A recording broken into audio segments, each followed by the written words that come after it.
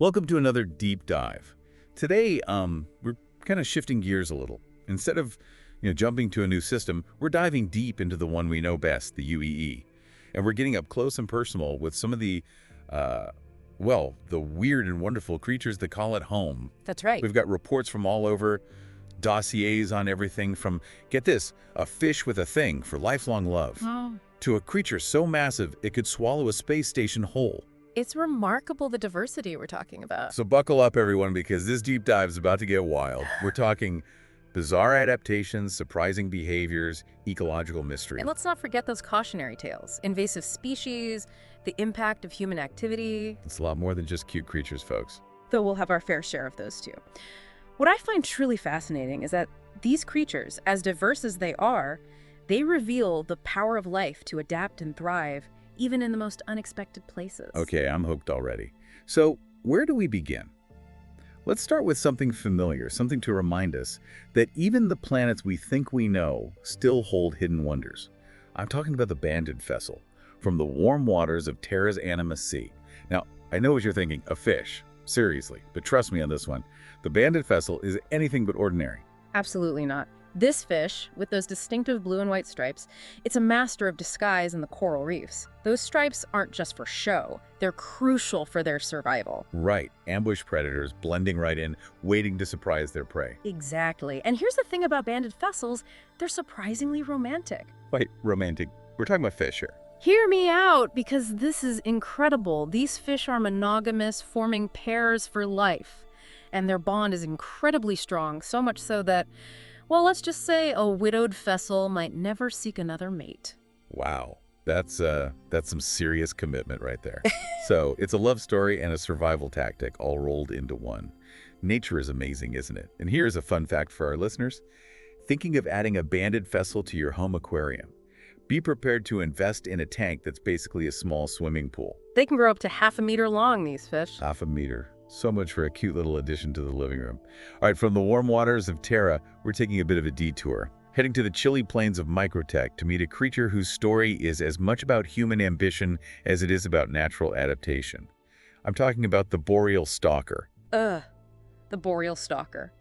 Now there's a creature that embodies both the promise and the potential pitfalls of terraforming. Right. Microtech, they had this vision, this dream of a paradise when they purchased Stanton V. And as we know, planets, they have a way of throwing curveballs. Yeah, like turning your tropical getaway into a winter wonderland. I guess that's how Microtech got its name, huh? Exactly. And of course, many of the species introduced during terraforming, well, they just couldn't survive the unexpected cold. So what do? Pack up and move? This Microtech we're talking about, they don't back down from a challenge. No, they don't. Instead of adapting to the environment, they decided to, well, adapt the creature itself. Oh, hold on. They engineered a solution. That's some next-level problem solving. Precisely. And that solution was the boreal stalker, specifically designed to thrive in this colder climate, filling a void in the ecosystem. Talk about making the best of a chilly situation. Oh. Speaking of adapting, our next creature is a master of it, albeit in a way that makes you scratch your head and say, how did that happen?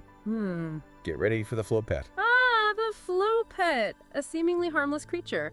But their story highlights the importance of understanding ecosystems and the unintended consequences of disrupting them. Yeah, because these little guys, they might look cute and glowy, but trust me, they're tougher than they look. Originally from Schiss, ended up hitching rides on spacecraft. Some smugglers thought they'd found a tasty new snack. And they discovered that looks can be deceiving, completely inedible to humans, these flow pets. Yeah, not everything that glows is a delicacy, right? But hey, that didn't stop them from becoming a short-lived fad as pets. Which, of course, only made the smuggling problem worse. And because these flow pets are incredibly resilient, they're like the ultimate survivors. They've established themselves on countless human-inhabited planets. Like they're the ultimate accidental tourists, except they decided to stay. Precisely. It's a cautionary tale, their story. Even with seemingly harmless creatures, introducing them to new environments can have unforeseen consequences. Words to live by, folks. Words to live by. Okay, from a resilient slug to a creature that's all about resilience. We're talking about the giant Yarmoth from the planet Yar. Now, I'll admit, bugs aren't usually my thing, but this one's special. With a wingspan of about 20 centimeters, it's hard to miss. A striking example of how life finds a way, even in the harshest environments. And we're talking harsh here. The red desert of Yar. Just surviving there is an accomplishment. But the giant yarmoth doesn't just survive, it thrives, sipping nectar and juice from whatever it can find. It's the primary pollinator for several plant species in the Red Desert, including the iconic Cavisha cactus. Can you imagine? So not just a pretty face then. It's a beautiful creature with a crucial job to do. It really goes to show, even in the most extreme environments, life finds a way. It often relies on these intricate connections between species. And speaking of connections, let's dive into a story that takes us back in time. From the arid desert to the depths of an ocean lost to time. Get ready to meet the Camposi magnus, a creature that's a testament to the incredible power of deep time. Known only through fossilized remains, the Camposi magnus is a creature shrouded in mystery. But what we do know is awe-inspiring.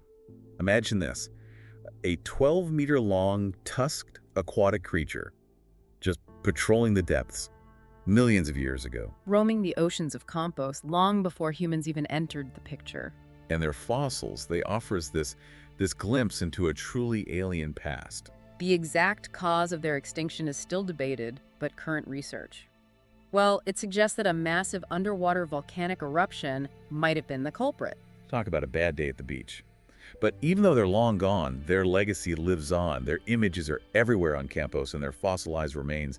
They give us this unique window into the history of the planet. And the mysteries that still lie buried beneath the surface. Okay, after that heavy dose of extinction, let's lighten things up with a creature that's very much alive and flitting about. Let's talk about the Kiami from Crusader. The Kiami. Small, seemingly insignificant, but absolutely vital to the Crusader ecosystem. Right. They're like the potato chips of the sky. Everybody's snacking on them. But here's the thing. They reproduce like crazy. A single female can give birth to thousands of young at a time, and they can breed again within days. Thousands. Wow. That's a lot of Kiami. But I guess when you're on everyone's menu, you got to keep those numbers up. Exactly. It's crucial for maintaining their population in the face of constant predation. And when we talk about predation, well, we can't ignore the creature that relies most heavily on the Kiami. Hold on to your hats, folks, because this is where things get really interesting. It's time to meet the Stormwall. Ah, yes. The Stormwall, the largest known flying creature in the UAE, a testament to the power of evolution. We're talking 100 meters long, folks. That's longer than a football field soaring through the sky. And their diet, well, let's just say they have a hearty appetite for Kiami. About 1,500 kilograms of food per day, to be precise. Okay, that's a lot of Kiami. How do they even catch that much? They've developed these remarkable cooperative hunting strategies. Cooperative hunting. In the air, tell me everything. Groups of stormwolves will fly in these coordinated patterns, creating what essentially amount to miniature vortexes. These vortexes, they corral their prey, the Kiami, into this dense ball, and then they take turns swooping through this concentrated mass of Kiami, scooping them up by the thousands. Wow, it's like a perfectly choreographed ballet, but with a side of, well, mass consumption of tiny creatures? A brutal ballet, perhaps, but a fascinating example of the intricate dance between predator and prey. It's a good reminder that survival in the UAE often depends on these complex relationships, these connections. Speaking of survival, let's turn our attention to a creature that's a little closer to home. A reminder that even the most familiar creatures have stories to tell. I'm talking about the Leyland's tortoise. The Leyland's tortoise, originally from Earth. They serve as this poignant reminder of the impact human activity can have, even on the most resilient of species. Right. I mean, they were once everywhere on Earth. But habitat destruction, our fascination with collecting them, it nearly wiped them out. Fortunately, conservation efforts are helping. There are strict protections in place now, and captive breeding programs have helped their numbers rebound. It's a good reminder that we can turn things around when we put in the effort. And these tortoises, they're definitely worth protecting. Did you know they can live for over 100 years? Over 100 years. They've been introduced to a few other planets, although there was that one incident on Laki. Let's just say the Banu have different tastes. Yeah, let's just leave it at that. But hey, on most planets, they're thriving, which is great news. All right, get ready to meet a creature that's both incredibly useful and incredibly adorable. We're heading to the lush forests of Ryzian to meet the Yinji. The Vunji. Now, this creature is a perfect example of a symbiotic relationship between two species. Symbiotic might be an understatement. These creatures are like the Swiss Army knives of the animal world. They're intelligent, agile, even semi-aquatic, moving seamlessly from land to water. And the Shan use them for everything. Pest control, fishing, you name it. They're incredibly adaptable and surprisingly intelligent. Some studies even suggest they're capable of a degree of problem solving and learning. And they're just so darn cute with those big eyes and sleek otter-like fur. They even make this adorable yow yow sound, hence their nickname. Though sadly, their popularity as pets has contributed to their endangered status on their homeworld. It's a good reminder that even when we're enchanted by a creature, we have to admire them responsibly. Okay. You're ready to have your mind blown, because our next creature, it blurs the line between animal and, well, something else entirely. It's a Fer's ape, and it's got scientists buzzing. The Fer's ape is remarkable. They display an intelligence and a capacity for tool use that's rarely seen outside of, well, humans. And I'm not just talking about using tools. These apes, they build their own shelters. Some scientists even believe they could be on the verge of even more complex behaviors. What's fascinating is that their tool use, it doesn't seem entirely instinctual. There's evidence of learning, adaptation, even cultural transmission of knowledge between generations. Wait, so they're learning and passing down knowledge? That's incredible. And thankfully, they're protected by the Fair Chance Act, which means we get to observe their evolution without interfering. It's a good reminder that we share this universe with other intelligent species, some of which may possess capabilities that rival or even surpass our own. It's a humbling thought, for sure. Now, let's talk about a creature whose beauty almost led to its demise. The Midas fish from Cassell. They come in this kaleidoscope of colors, but it was the gold variety that almost became too popular for its own good. The Midas fish is a perfect example of how, even with the best intentions, human actions can have unforeseen and often detrimental consequences for other species. Yeah, the demand for them, especially that gold variety in the aquarium trade, it nearly drove them to extinction. It's a good thing Cassell stepped in when they did, put a stop to it. Absolutely. Strict protections, a dedicated breeding program. It's amazing what they've accomplished. The Midas fish are making a comeback. It really highlights how important those conservation efforts are. It's our responsibility to protect these creatures, these amazing life forms we share the universe with. Couldn't agree more. It's a good reminder that our actions, they have ripple effects. And sometimes those ripples, well, they can be devastating. Speaking of ripple effects, let's dive into a story about a creature whose impact on its environment is, well, impossible to ignore. I'm talking about the Thorshoe Gray from the deep waters of Terra. Ah, yes, the Thorshoe Gray. 6 nimble legs, incredibly sharp claws. There's something else. They're considered a delicacy on Terra, that lake meat, right? But they're also known for their intelligence. And their resourcefulness, you could say. Remember those Thorshoe Gray that figured out how to break out of their aquarium? Oh, yeah. That video was everywhere online. Yeah. Those little guys are like armored Houdinis, I swear. It's true. Their ability to problem solve, navigate complex environments, it's really quite remarkable. Shows you intelligence can pop up in the most unexpected places. All right, from one fascinating creature to another, and when I say fascinating, I mean colossal. Let's talk about the Valakar from the planet Lyra III. Now, there's a creature that embodies the awe-inspiring scale of life on some planets. We're not just talking big here, we're talking calling the UE Marines big. Try over 300 meters long. 300 meters. That's longer than a Star Destroyer. Their immense size, their omnivorous diet, let's just say they present a significant challenge for the folks trying to settle on Lyra III. I can't even imagine. You're trying to build a house, and suddenly a creature the size of a skyscraper could just pop up through your living room. And they can move through the sand with surprising speed, incredibly agile for their size. Okay, so maybe not the best neighbors. All right, so from a creature that reminds us just how awesome nature can be, let's turn to one that, well, it's a lot smaller. But it reminds us that size isn't everything when it comes to impact. Get ready for the Vindle, a small fish with a big appetite. And an even bigger impact, some might say. They're native to Loch, right? And they're actually pretty helpful. They clean up the rivers and ponds, eating waste, keeping things in balance. See? Totally useful. But then, well, then someone had the bright idea to bring them to other planets. For aquariums, you see. Huh. The best of intentions, as they say. And what happened? Did those aquariums hold them? Let's just say the Vindle is as tough as it is hungry.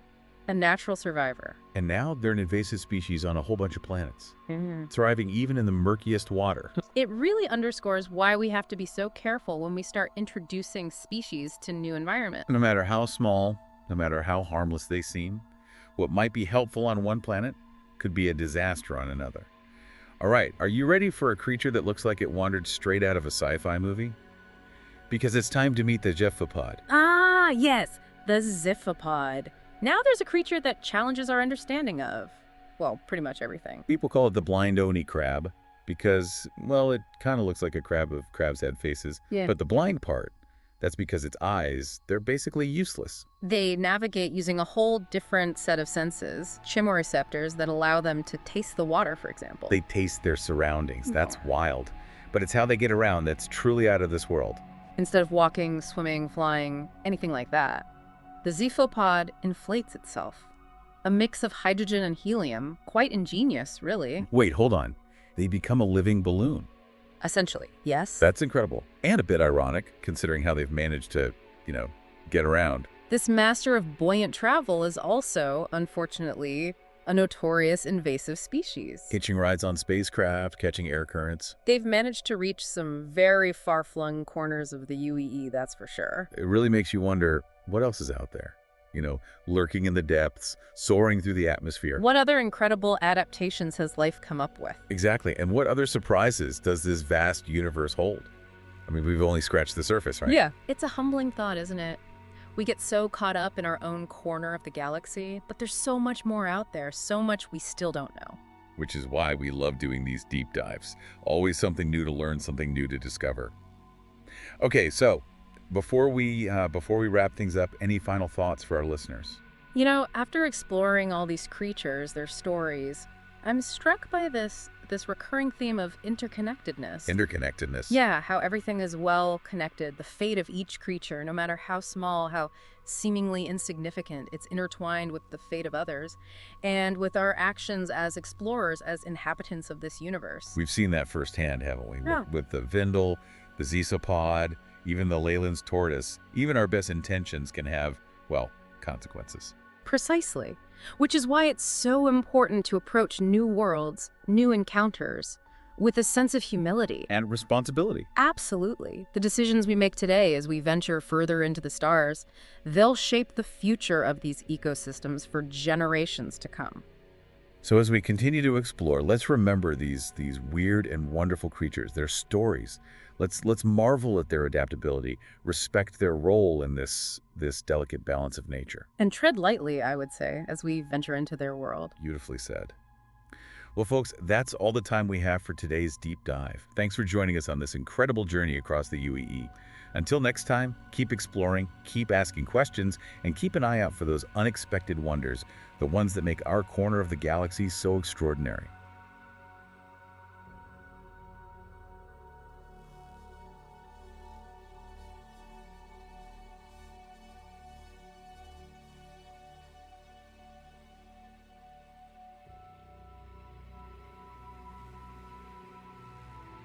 Buckle up, because today's deep dive is a wild one. We're talking about the Messer dynasty over 2 centuries of ruling the UEE, and let me tell you, these folks knew how to make a splash. Coups, revolutions, enough backstabbing to make your head spin. It's like a space opera, but with real consequences. Exactly. And you've sent us a ton of incredible excerpts about them, official records, personal diaries, even some smuggled transmissions from those who dared to oppose them. It's a fascinating mix, and it really paints a picture of just how far-reaching the Messer's influence was. So today, we're going beyond the what and digging into the why. How did this one family seize control of a galactic empire? And what ultimately led to their dramatic downfall? The rise and fall of empires is always a captivating topic, right? Right. It's a story that's been told and retold throughout history, but with the Messers, it's like someone hit the fast-forward button on all the drama. And to set the stage, let's rewind back to the year 2546. Ah, yes, 2546. The UEE is still a relatively young empire, still finding its footing after the First Tevarin War. And then, bam, the atrocity of Jeddah. Talk about throwing fuel on the fire. What exactly happened there? I mean, we're talking about a coordinated attack across multiple systems, right? It was a series of devastating terrorist attacks that shook the UEE to its core, and it created this climate of fear, this sense that the young empire was vulnerable. Enter Ivar Messer I, a war hero from the Tevarin conflict, who sees an opportunity in all this chaos.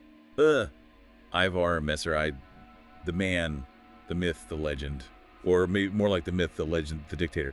It's amazing how he manages to leverage this fear, this uncertainty to his advantage. Oh, he was a master strategist, no doubt about it. He understood that fear could be a powerful motivator, and he wasn't afraid to use it to consolidate his own power. So how does he go from war hero to imperator? Because we're talking about a complete shift in the UEE's power structure. Right, so at that time, the UE was governed by the tribunal, the system designed to prevent any one person from amassing too much power. You had the High Secretary, the High Command, and the High Advocate, each with their own responsibilities. Checks and balances sounds familiar. So how does Messer manage to circumvent this whole system? Well, in the wake of the atrocity of Jata, he starts pushing for a more centralized government, one with a single leader who can respond swiftly and decisively to threats. He proposes this new position, the prime citizen, and argues that the tribunal is too slow, too bureaucratic to deal with the current crisis. So he's basically using fear as an excuse to grab power. Classic power move. Pretty much. And the thing is, the tribunal, already weakened by internal divisions, they buckle under the pressure. The public is terrified, they want a strong leader, and Messer fits the bill perfectly. And just like that, the tribunal hands over the reins. Did they not see what he was doing? I think some of them did, but by then it was too late. Messer had the support of the people, he had the military on his side, and most importantly, he had momentum.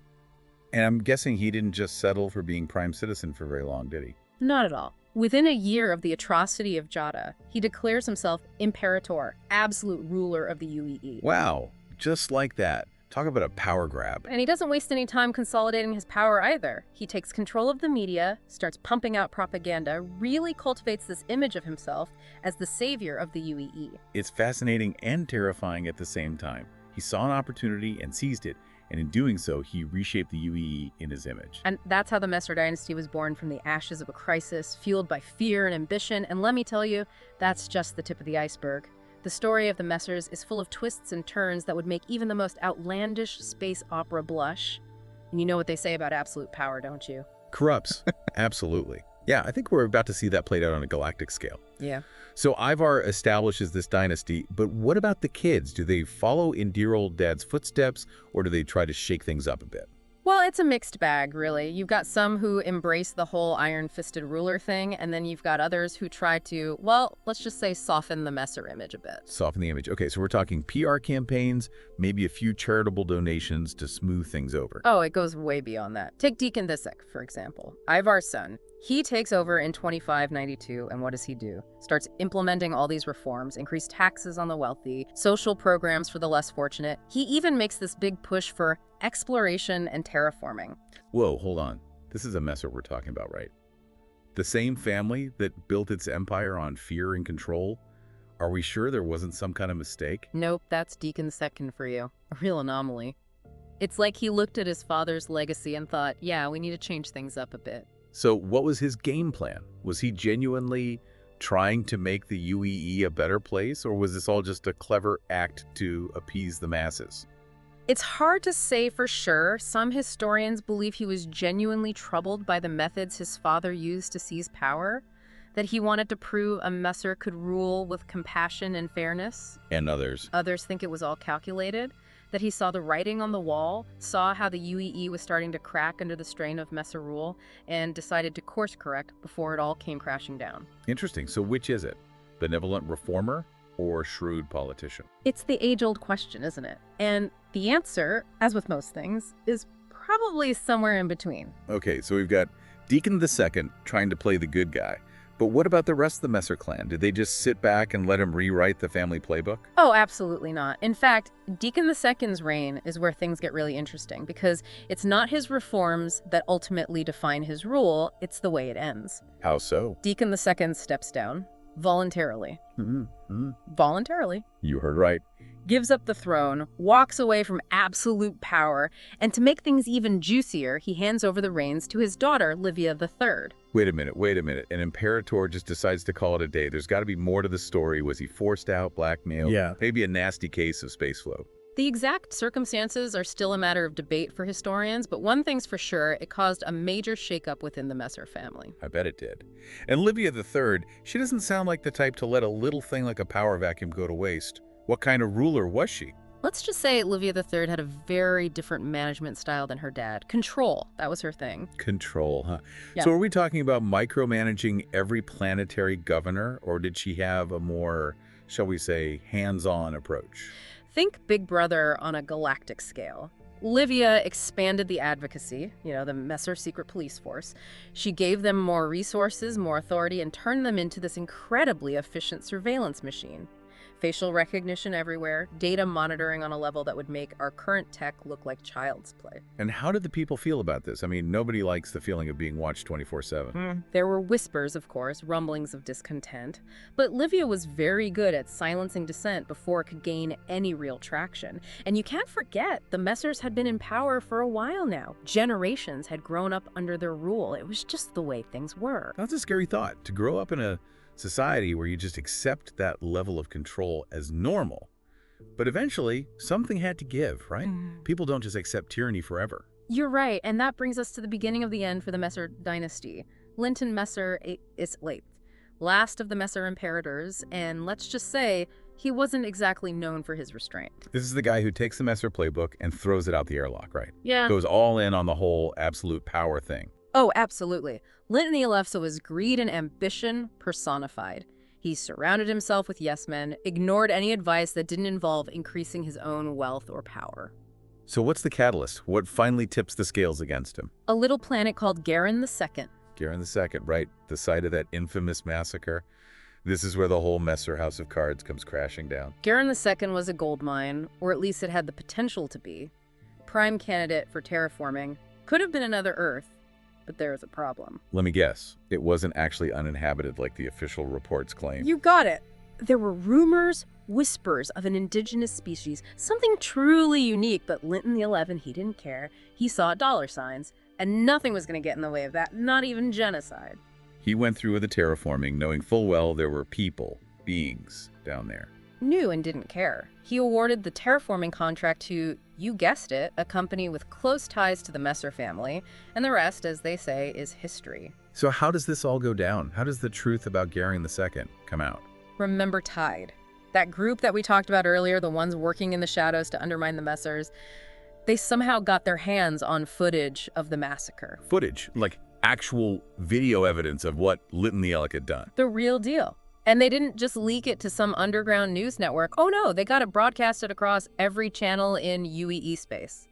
Imagine this, you're sitting at home, watching your daily dose of Messer propaganda, and suddenly, boom, the screen goes fuzzy, and then there it is, in all its horrifying detail, the truth about Garin II. I'm getting chills just thinking about it. The audacity of it all, the timing, what was the fallout like? It was like someone had lit a match to a powder keg. Riots erupted across UEE space. People who had been willing to tolerate the Messers' corruption, their cruelty, even their blatant disregard for human life, they couldn't stomach this. This was different. This was genocide. And it's the final nail in the Messer coffin, isn't it? It was the beginning of the end. The revolution had begun. The public had lost all faith in the Messers. And even those within the government, within the military, they could see which way the wind was blowing. And Linton XI, what becomes of him in all of this? Does he go down fighting, or does he make a run for it? That's another Messer mystery for you. In the chaos of the revolution, Linton XI meets an untimely end. Some say he was assassinated by his own guards, others that he was captured and executed by a mob of angry citizens. The truth, like so much about the Messers, has been lost to history. It's amazing, isn't it? How this dynasty that seems so untouchable, so inevitable, could crumble so quickly. It really shows the power of, well, the power of the people. It's a cautionary tale, isn't it? A reminder that absolute power corrupts absolutely, and that even the most powerful empires are built on foundations of sand. And that sometimes all it takes is a single event, a single act of unspeakable cruelty to bring it all crashing down. So the next time you look up at the stars and marvel at the vastness of the UEE, remember the Messers. Remember Garin II. Remember that freedom is a fragile thing, something that must be constantly fought for and defended. Because the past has a way of repeating itself if we let it. That's all the time we have for today's deep dive, but trust me, this is just the tip of the iceberg when it comes to the Messer dynasty. There are so many more stories to tell, so many more threads to unravel.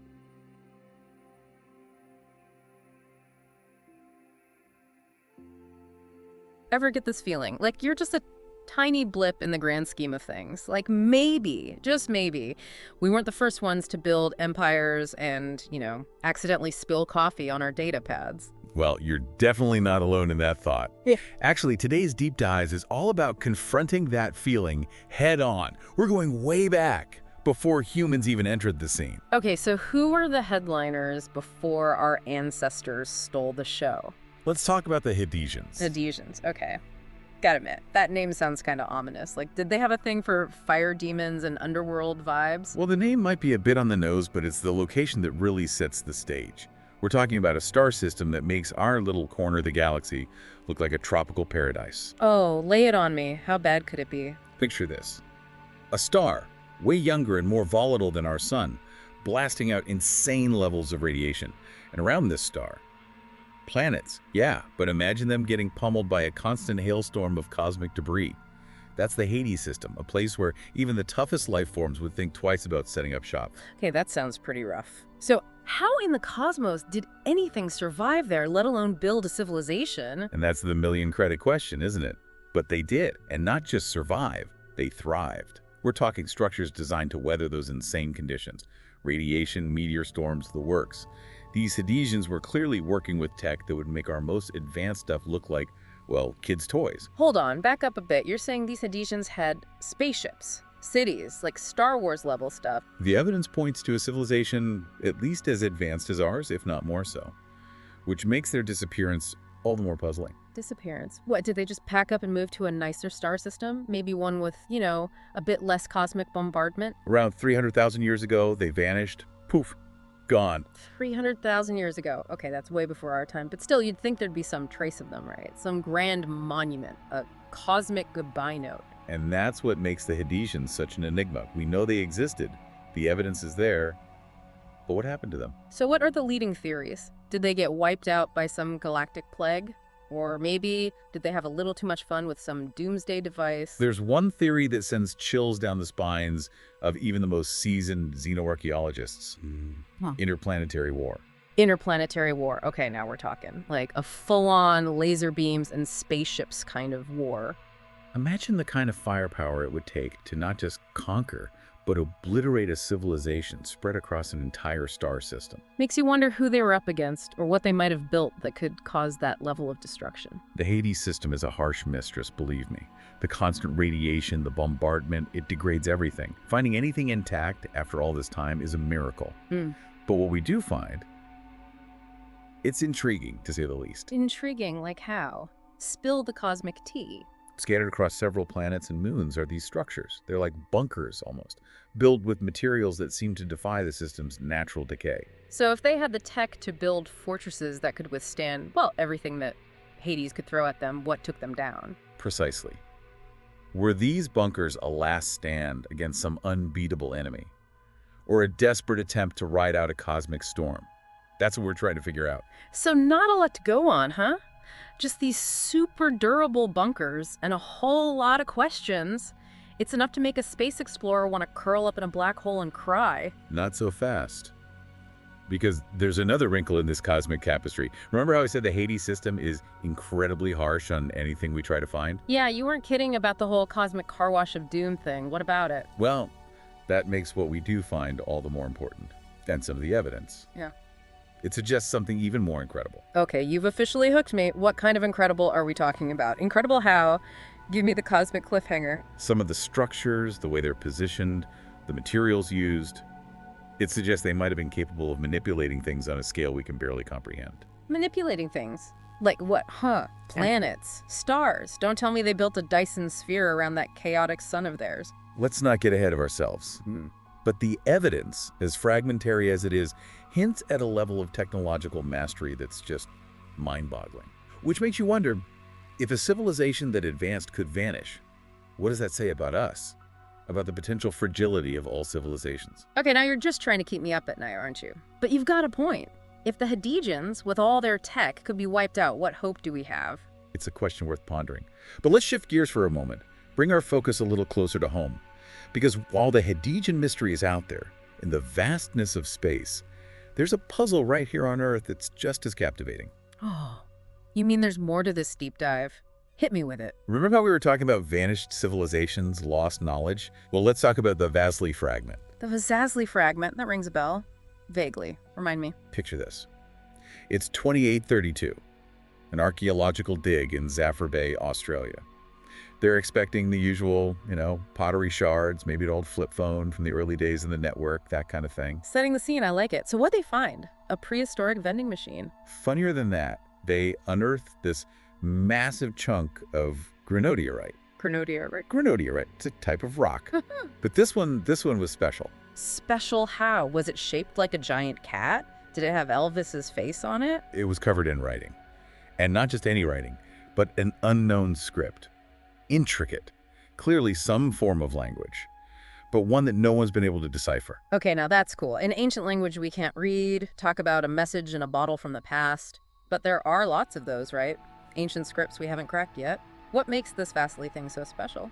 This script, it's different. It's like staring at a puzzle box with no key. We've thrown everything at it.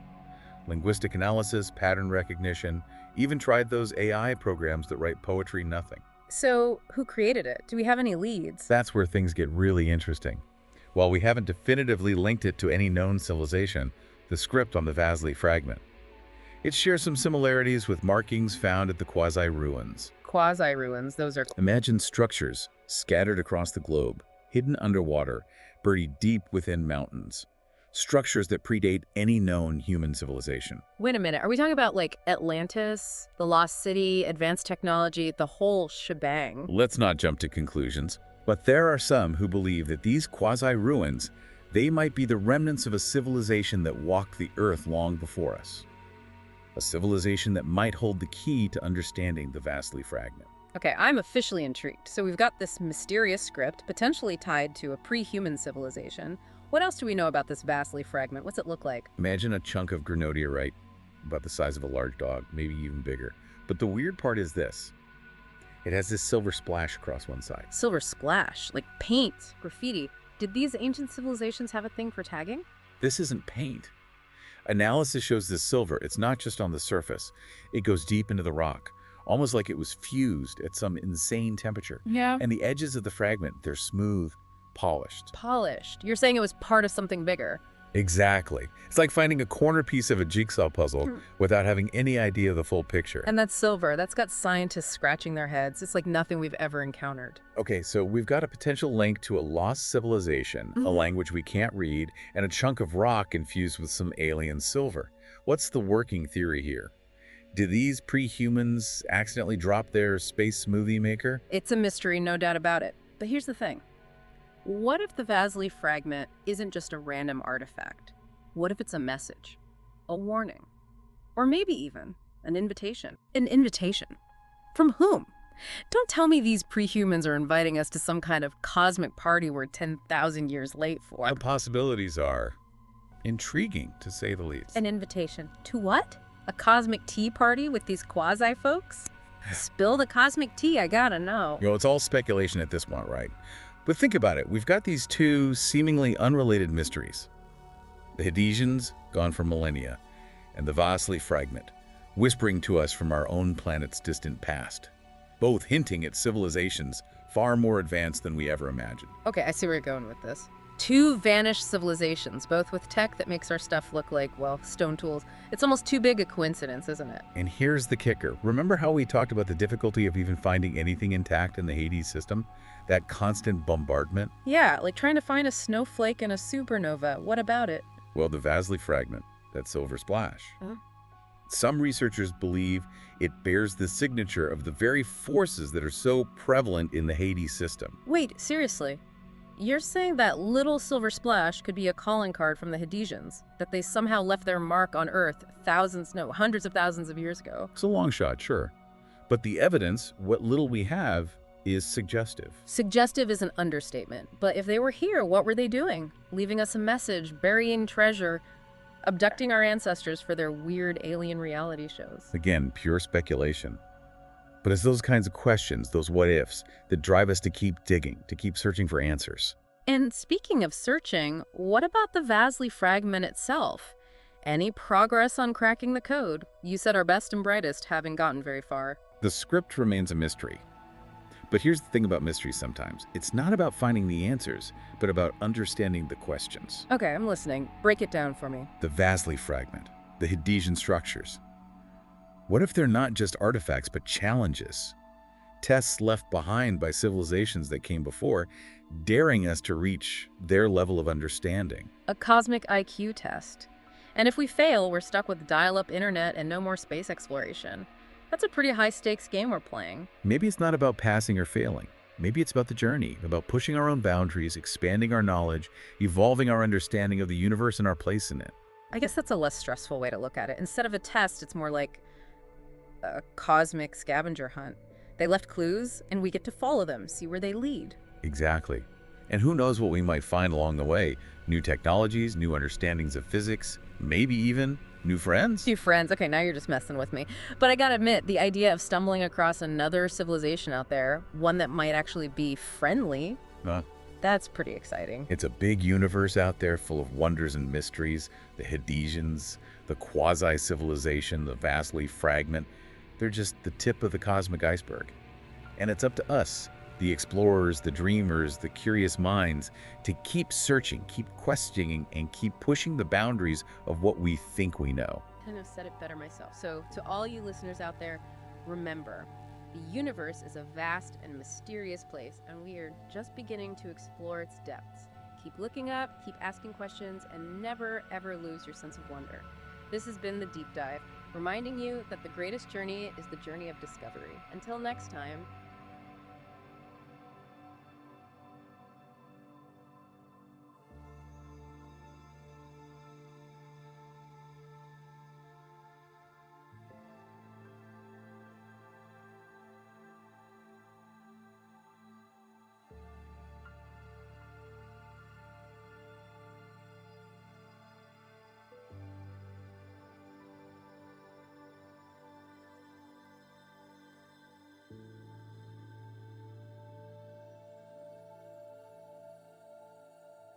All right, so today we're really diving into some fascinating stuff. Yeah. Listener wants to know more about, the other guys out there. The other guy? Yeah, like who are the major players in the galaxy? And it's not just like, here's their flag, here's what they eat. We're talking real stories, the kind of history that makes you think twice about our place in all of this. Right, and it gets pretty wild. I mean, we're talking about ancient grudges that make human history look like a blink of an eye. Oh, yeah? Culture's so different, you start to wonder if our definition of civilization even holds up. Okay, now that's what I'm talking about.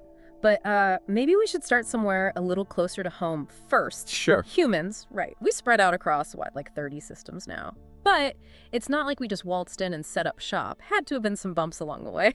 Oh, absolutely. Yeah. You can't talk about human expansion without mentioning the Xi'an centuries-long standoff between us. We just call it the Cold War. But It's the Cold War, that's it. imagine that tension, that constant threat, lasting longer than the United States has even existed. Centuries! Wow. Okay, talk about holding a grudge. But it did eventually end, right? What happened? Did we just finally learn to bury the hatchet? Officially, it was the Perry Line. Kind of like a giant demilitarized zone in space. Marked the turning point, at least on paper. Okay. But there are these whispers, rumors of a shared threat. Something that forced both humans and the Xi'an to rethink who the real enemy was. Oh, a shared threat. Okay, now that's interesting. You got any more details on that, or is this like top secret classified stuff? The Xi'ans are notoriously secretive, but some say it's a group called the Kurthak. Problem is, human explorers haven't had much luck finding them if they've even been looking in the right places. The Kurthak, huh? See, this is what I love. Just when you think you're starting to get a handle on things, the galaxy throws a whole new mystery at you.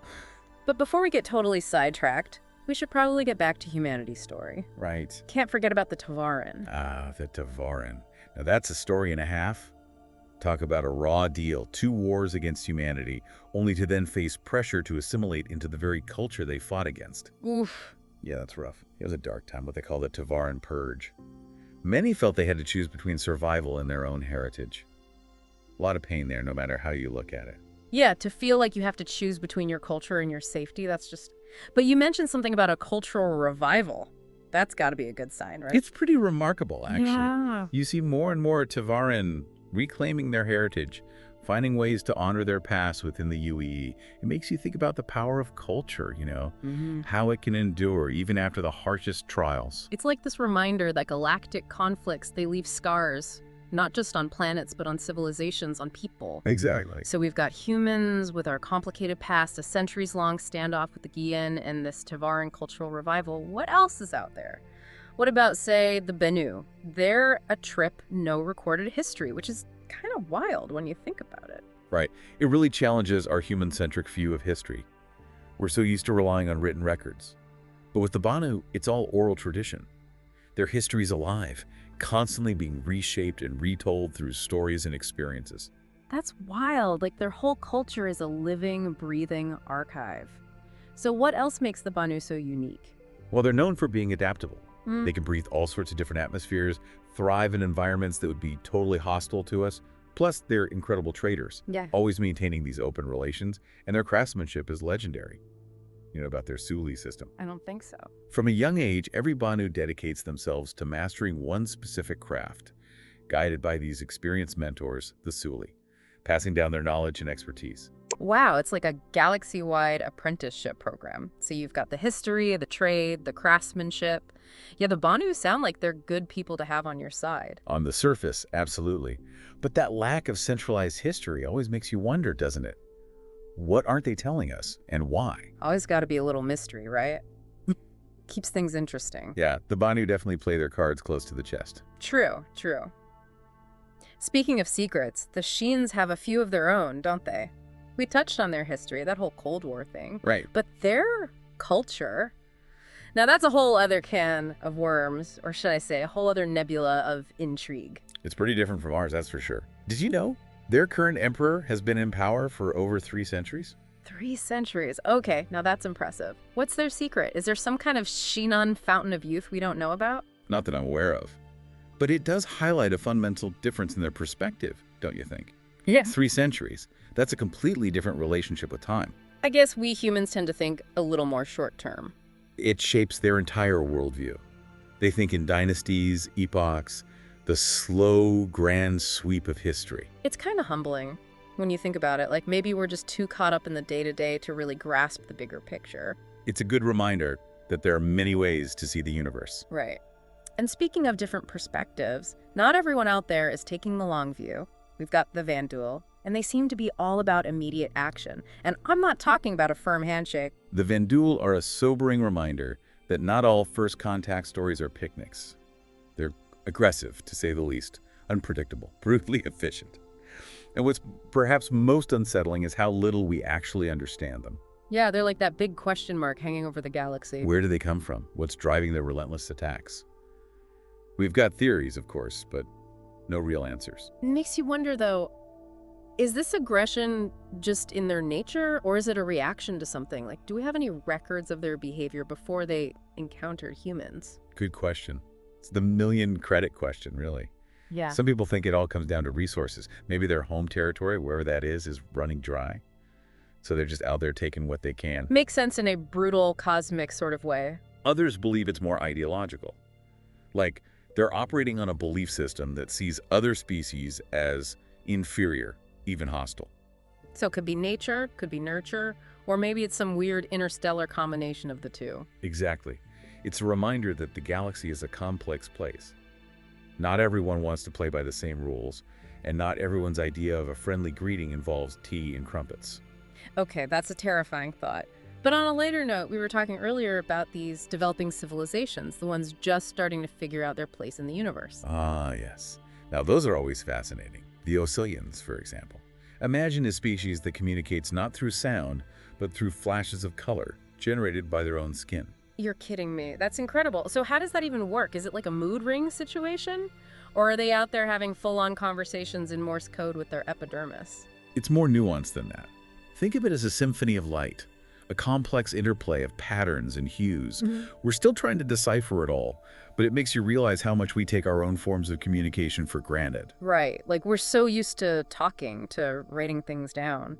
But the Osirians, they've got this whole other sensory experience going on. It really makes you think about all the different ways there are to experience the universe. Exactly. The Osirians are a great example of how much diversity is out there. Speaking of diversity, we've got those civilizations that are dealing with, shall we say, some growing pains. Ah, you're talking about the situation on Genesis II. Yeah, 2 species on the brink of war. That's a tough break, even by cosmic standards. It's one thing to navigate a whole new galaxy. It's another to realize you're on a collision course with your planetary neighbors. It's a complex situation, that's for sure. On the one hand, you've got the cephalopods, ocean-dwelling species, surprisingly sophisticated when it comes to tool use. And then there are the avian reptoids, who've developed complex social structures on land. And after millennia of relative peace, these two are now on a collision course.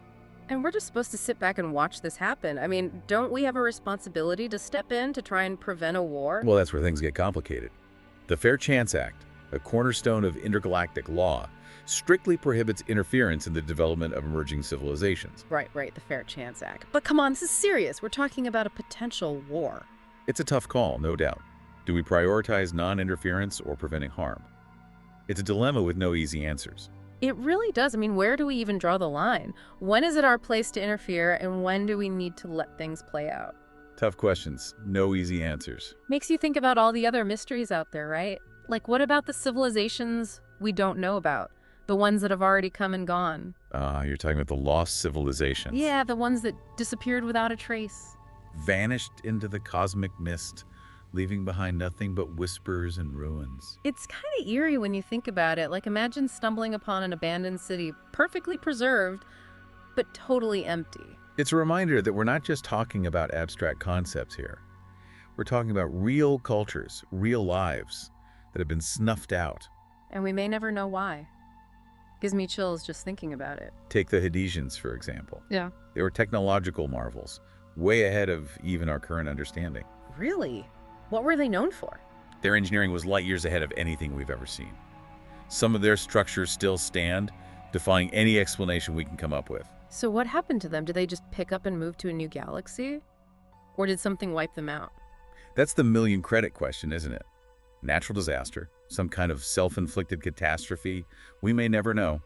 But their absence serves as a stark reminder that even the most advanced civilizations are not immune to the whims of fate. It's almost like the cautionary tale, isn't it? A reminder that progress isn't guaranteed. Exactly. Well, we've certainly covered a lot of ground today, from ancient grudges to vanished empires to the very nature of civilization itself. It's a lot to process, for Nah, sure. that's for sure. But hey, that's what we do here, right? We dive deep, we explore, we ask the tough questions. And hopefully, we come out the other side with a little more knowledge, a little more understanding, and maybe even a little more wonder. I like that. A little more wonder. Yeah. That about sums it up. So, to all you listeners out there, keep exploring, keep questioning, and most importantly, keep looking up.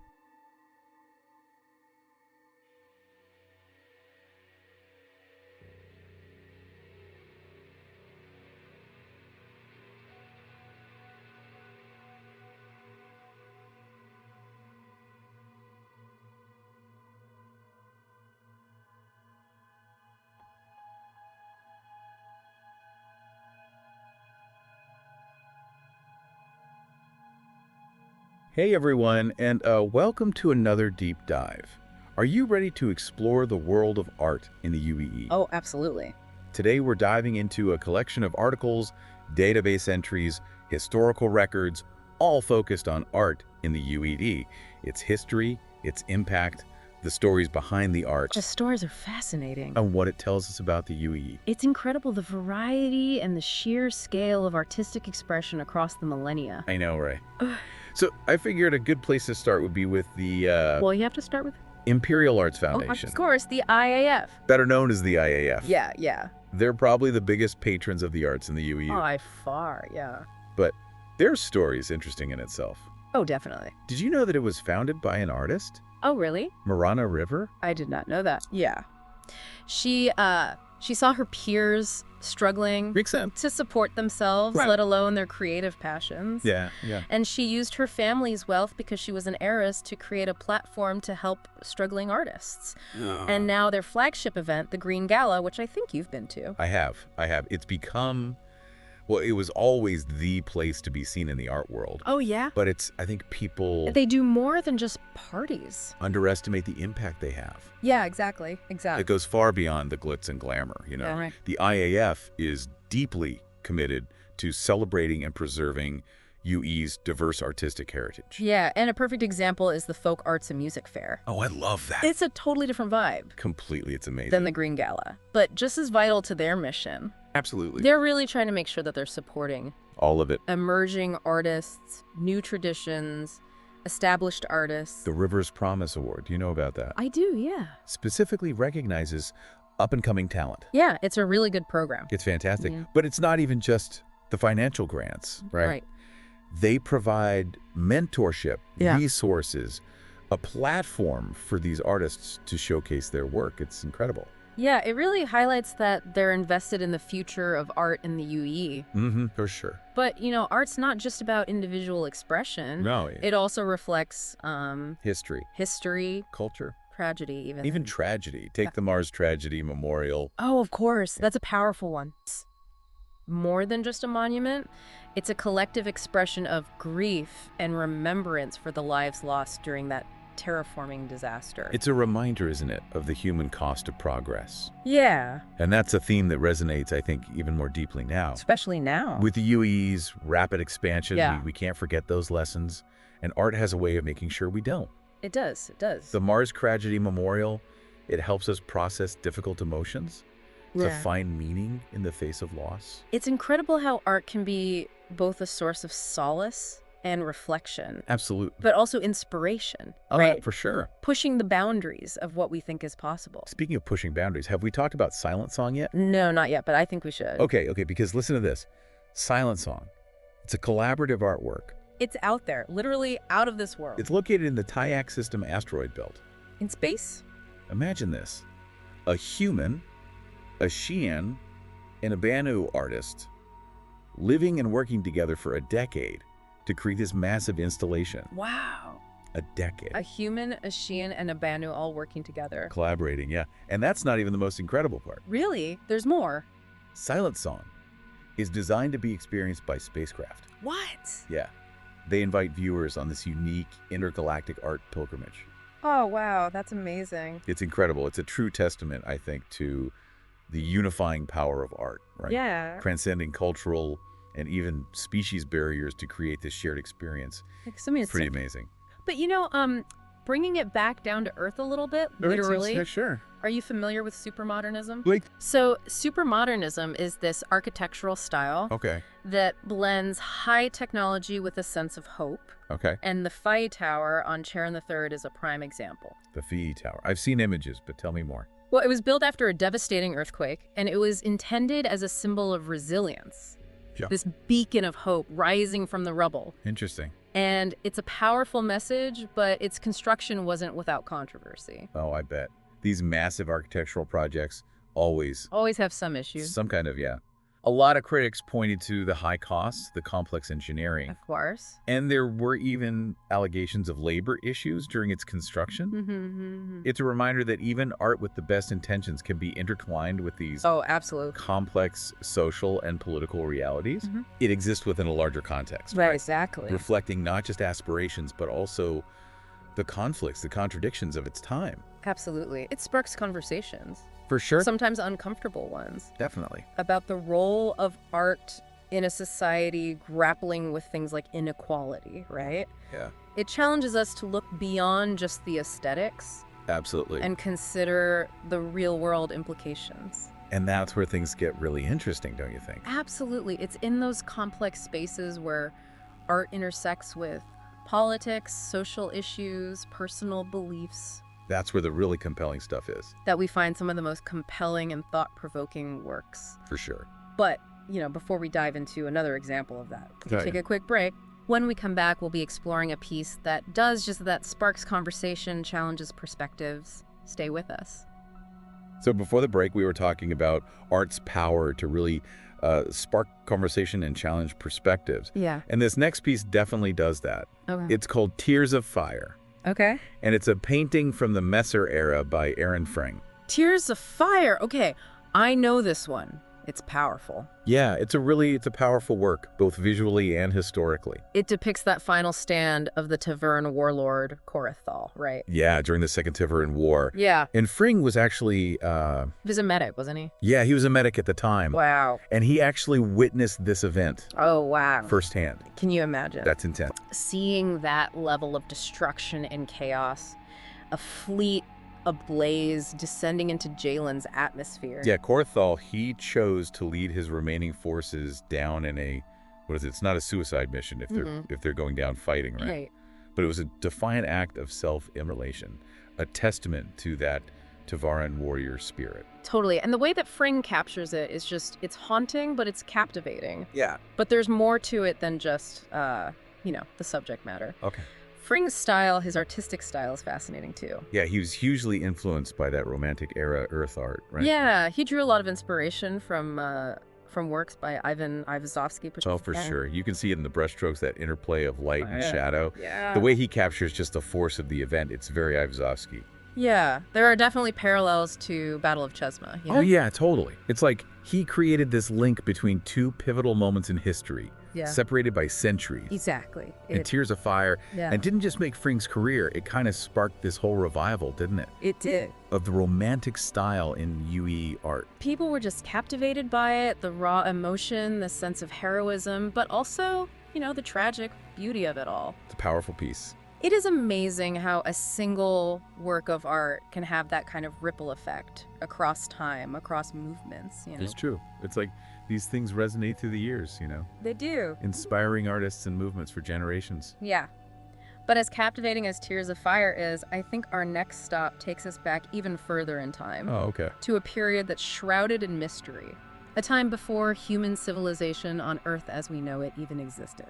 Okay, now we're going way back. Yeah, this is where we get into, archaeology and speculation. I love a good mystery. Yeah. So we're talking about the Vasily fragment. Vasily fragment. Okay. It's just this piece of a stone stele, the only one of its kind, and it predates humanity itself. Wow, how do they even know it's that old? I know. It was discovered back in 2832, and despite, the best efforts of every expert, they can't figure it out. What, they can't date it?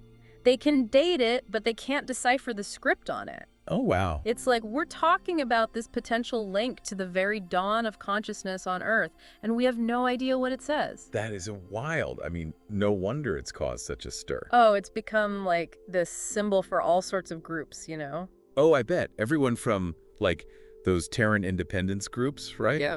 To, the more fringe elements who think it's proof of aliens, I bet. All of them. From those seeking Terra independence to those who think it holds the keys to some lost technology. That's fascinating. There are whispers about it containing evidence of extraterrestrial contact. Oh, wow. That's a whole other level. I know, right?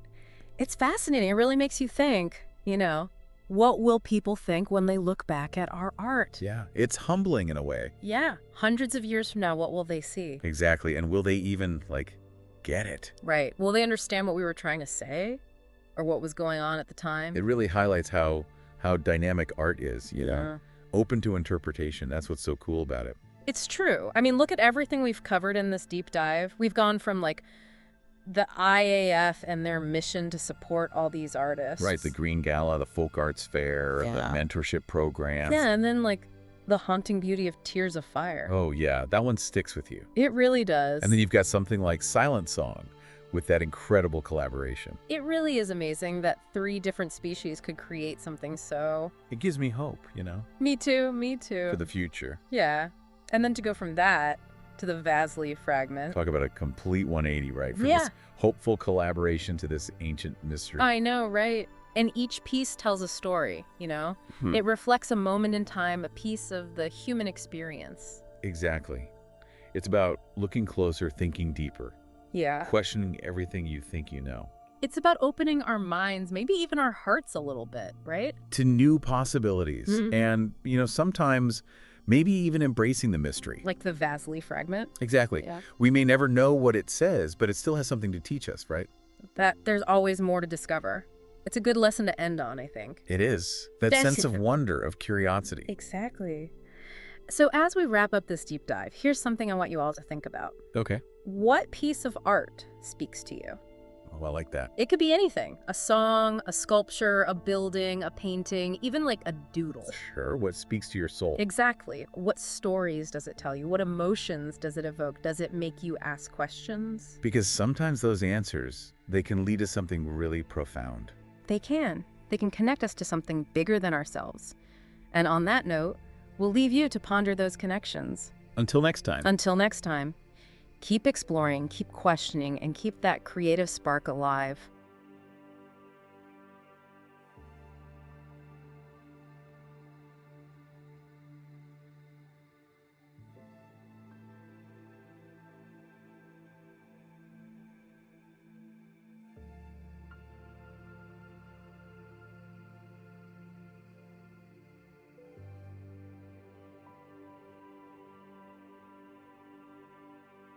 All right, so today we're diving deep into the Banu. Okay. And looking at the sources you sent, it seems like you're already past the basics. Yeah.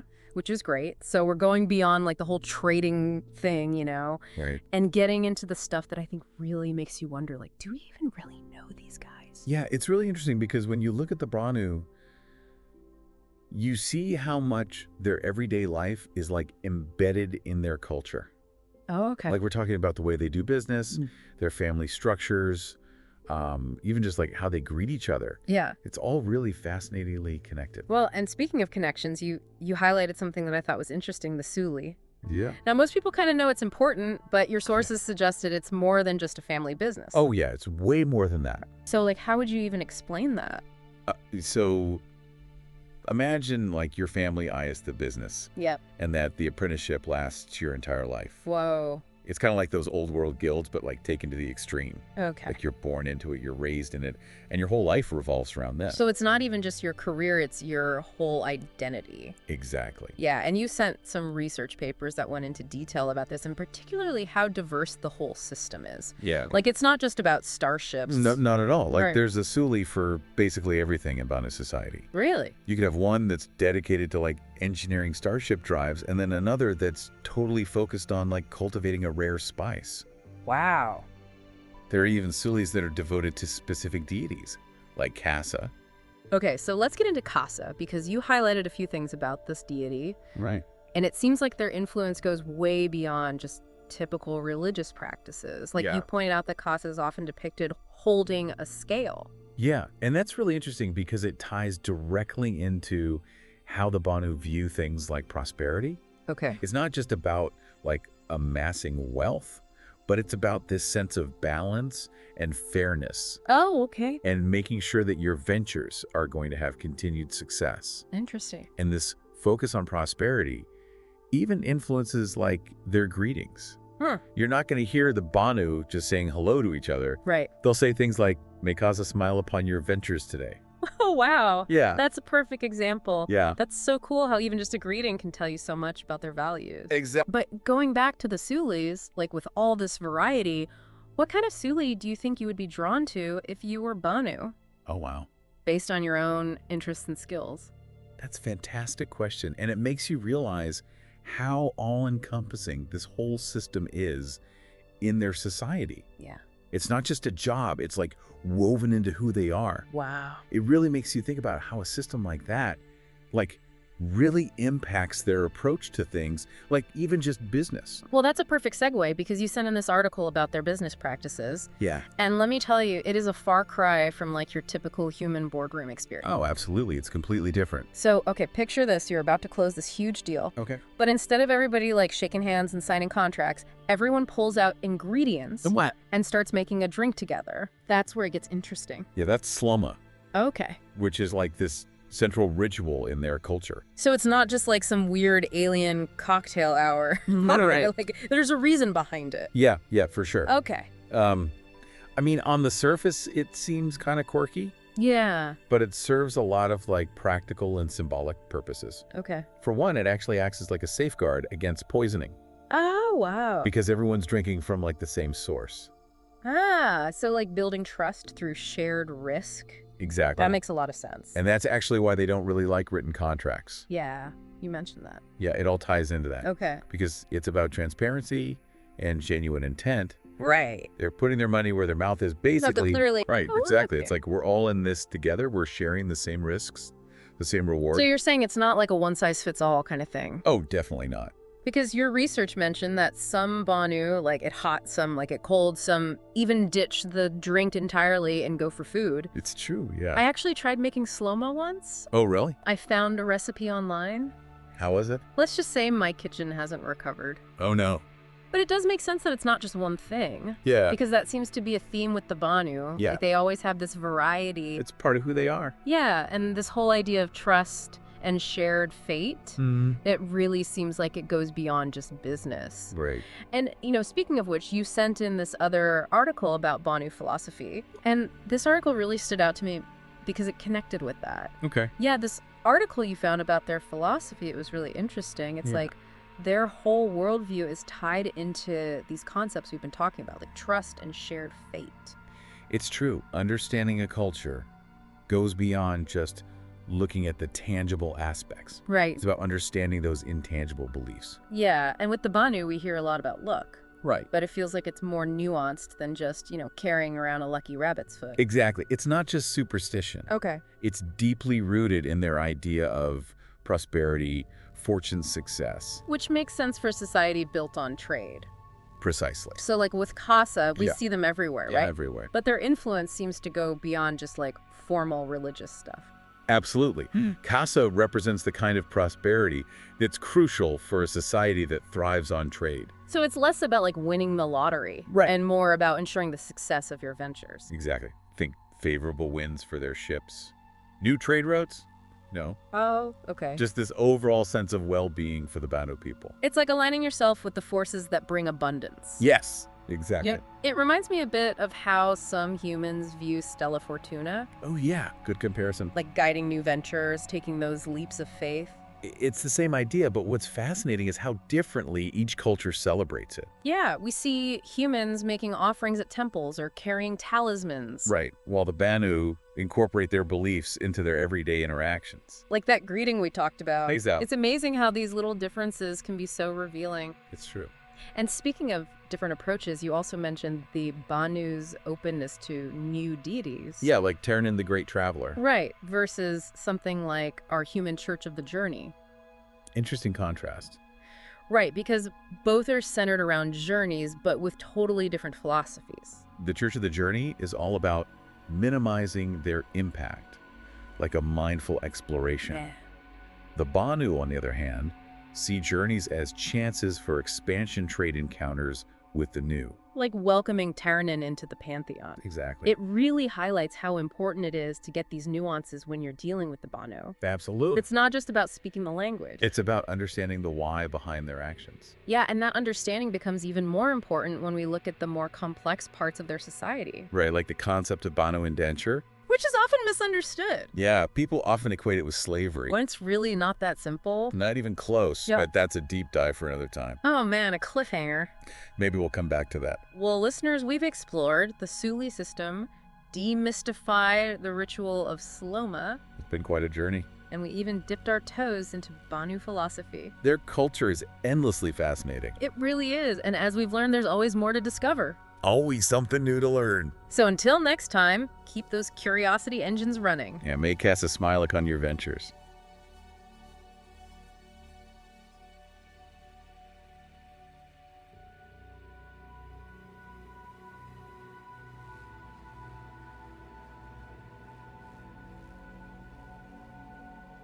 Ready to jump into the legal weeds. This deep dive is all about galactic law.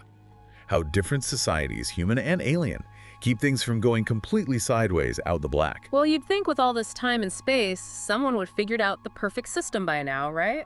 You'd think. But nope. The UEE, the Sheenan, the Bennu, they've all got their own ideas about how to keep order. And trust me, it gets wild. We've got a mountain of data to sift through for this one. Legal codes, historical records, even some cultural analysis, so buckle up. This is going to be fun. Let's start with the one that, at least on paper, feels kind of familiar. The United Empire of Earth. The UEE, you've got your Imperator, your Senate, a whole court system. Sounds pretty standard, right? Sure, if you just glance at the brochure. But the UE's history, it's a mess. They went from a unified Earth government to the whole United Planets era, which, let's be honest, was basically just one galactic turf war after another. And then, well, the Messers happened. Ah, yes, the Messers. Centuries of basically galactic emperors. Not exactly a ringing endorsement for centralized power. Exactly. That's the thing about a UEE. They're haunted by their own history. They're constantly trying to balance this desire for strong leadership with the very real fear of, well, another Messer situation. That's why their whole system now, with the Imperator, the Senate, the Tribunal, it's all about checks and balances, making sure no one person or group can amass too much power. So it's like this constant balancing act, Yeah. trying to keep everyone happy, from the hardcore patriot to the independent trader just passing through. Pretty much. And that's where their whole citizen versus civilian thing gets interesting. You see, unlike some civilizations, just being born within UEE territory doesn't automatically make you a full citizen. Wait, really? So there are people living within the UEE who aren't actually citizens. What does that even mean? It comes down to participation, to buy-in. Citizens get the perks of voting rights, running for office, even applying for UE government jobs. But those privileges come with responsibilities. Military service, community work, even just demonstrating that you believe in the UEE's laws and what they stand for. It's all part of the deal. So it's a two-way street. More rewards, but higher expectations, which makes their whole legal framework even more fascinating. I mean, we're talking about maintaining order across a whole galaxy with humans and who knows how many alien species. It's mind-boggling, right? Totally. And that's where the common laws come in. Think of it as the bedrock, the foundation. These laws guarantee certain basic rights and freedoms to everyone, regardless of species or citizenship status. Access to healthcare, education, legal representation, it's all laid out. So no matter where you go in UE space, you're covered by these basic protections. That's honestly a relief. Makes traveling a bit less stressful knowing you've got some basic rights no matter where you end up. Right, but, and this is where things get really interesting, what about those planets, those systems, where they've discovered new alien life just starting to develop? How does the UEE's legal system handle that? Because you can't exactly offer them UEE citizenship, right? Not quite. This is where the Fair Chance Act comes in. Passed in 2795 after, well, let's just say humanity learned a harsh lesson on Garen II. Basically, if a system shows signs of sentient life, even the potential for it, it gets designated as developing, and that triggers a whole other set of rules. Let me guess. No more just planting the UE flag because a planet looks nice and hospitable. You got it. No direct contact with the developing species, no terraforming, no resource extraction. The UEE has to keep its distance, let these civilizations evolve on their own terms. That's surprisingly considerate for a galactic superpower, honestly. It suggests a certain awareness, a recognition that interactions with less developed species need a lighter touch. It does. The Fair Chance Act, for all its flaws, acknowledges that the UEE's actions have ripple effects. Sometimes the most responsible thing to do is nothing. At least not yet. It's a fascinating example of a civilization grappling with the responsibilities of power on a galactic scale. Though, of course, it's not without its critics. But that's a whole other can of worms. Yeah, the UE's got his hands full trying to walk that line between keeping order and letting people do their own thing. The Xi'an, they went in a completely different direction. Because when we think empire, it's usually all about control, right? Like those Messers, but on a galactic scale. Exactly. But the Xi'an Emperor, while definitely a force to be reckoned with, they're not exactly calling all the shots. They operate within a system, a framework that's been around for centuries. Okay, so there are limits on their power. Checks and balances. Sure. Like the UEE, but different. Very different. The Emperor is the ultimate authority, no question. The figurehead. The final word. But their power is balanced by tradition, by centuries of Xi'an history and legal precedent, and most intriguingly, by a group known as the Council of Three. The Council of Three. Okay, now that sounds like something straight out of a MOBA Glass drama. Who are these mysterious figures, and what role do they play in keeping the Xi'an Empire running? Think of it this way. 3 individuals, each one a master of their field. You've got a scholar of Litova, their ancient legal and philosophical tradition. The other 2 represent the civil and military branches of the imperial bureaucracy, better known as the Xi'an service. Together, they embody the core tenets of Xi'an society. So they're like advisors, but with a bit more bite. Yeah. Making sure the Emperor doesn't just go rogue and overturn centuries of Xi'an law. That's one way to look at it. They're counsel, yes, but also interpreters. They ensure Litova isn't just some ancient text gathering dust, but a living, breathing part of how the Xi'an govern themselves. And let's not forget, they also control the Xi'an service, which is huge. Okay, hold on, back up a bit. The Xi'an service, this is the part that always blows my mind. Every Xi'an, when they reach a certain age, they're obligated to dedicate years of their life to serving the Empire, right? Like mandatory public service, but on a massive scale. Precisely. At the age of 40, every Xi'an dedicates the next 30 years of their life to serving the Empire, either in a bureaucratic role or within the military. It's woven into the very fabric of their society, this expectation that you give back, that you contribute to the collective good. 30 years. That's longer than some star systems have even been part of the UEE. What happens after those 3 decades? Do they just retire? Many do return to their houses, bringing a lifetime of experience and skills back to their families and chosen pursuits. But some choose to remain within the service, either out of a deep sense of duty or perhaps a fascination with Litova and its application. It can be a lifelong calling. It's like this living memory, this continuity of experience passed down through generations, which actually brings us to those houses. Because they're not your typical corporations, right? Not even close. Imagine powerful, interconnected families, each dedicated to a specific aspect of Zhen's society. You have houses devoted to agriculture, manufacturing, even starship production. They are the pillars of the Empire, each generation building upon the legacy of the last. Okay, so less about profit margins, more about maintaining their role in the grand scheme of things. But with that much power concentrated within families, doesn't it get a little messy? I can only imagine those family reunions. It's not always a harmonious symphony, that's for sure. Rivalries happen, power struggles erupt. But remember that emphasis on hierarchy and order. The Emperor has the ultimate say in which house controls what, ensuring no one family becomes too dominant or strays too far from their designated purpose. A delicate dance, then. Ambition versus the needs of the collective, all orchestrated by the Emperor and, of course, the watchful eyes of the Council of Three. But this brings us to their legal system, and if there's one thing the Xi'an are known for, it's being, well, a bit tight-lipped. What do we actually know about how their laws work beyond that whole Litova thing? The Xi'an value discretion, particularly when it comes to matters of state.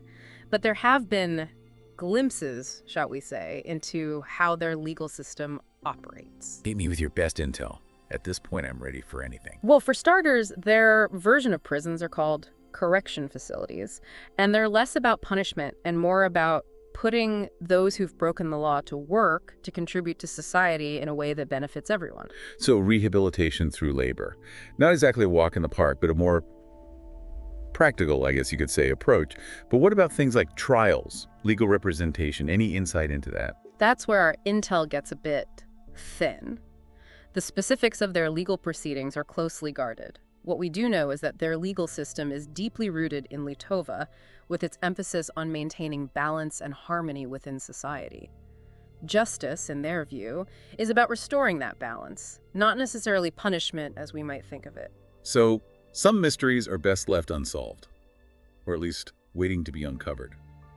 But there is one particularly dark chapter in recent Xi'an history that gives us a glimpse into how their system, at least in the Messers, dealt with dissent. You're talking about the Empire's light conversion centers, discovered in the Charon system after the Messers fell. Right.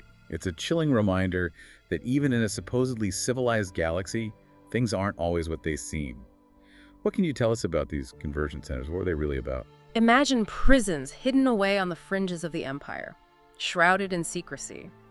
But these weren't built for criminals in the traditional sense. These were for anyone the Messers considered a threat. Political rivals, those who spoke out against the regime, even those merely suspected of disloyalty, they were all sent to these centers. It's a terrifying thought. People disappearing, imprisoned for nothing more than having an opinion that differed from the Messers. It makes you wonder what other secrets are buried in the Xi'an Empire's past.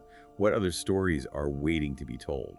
The Xi'an are masters of keeping their secrets. But for now, let's shift our focus to a civilization that takes a radically different approach to governance altogether.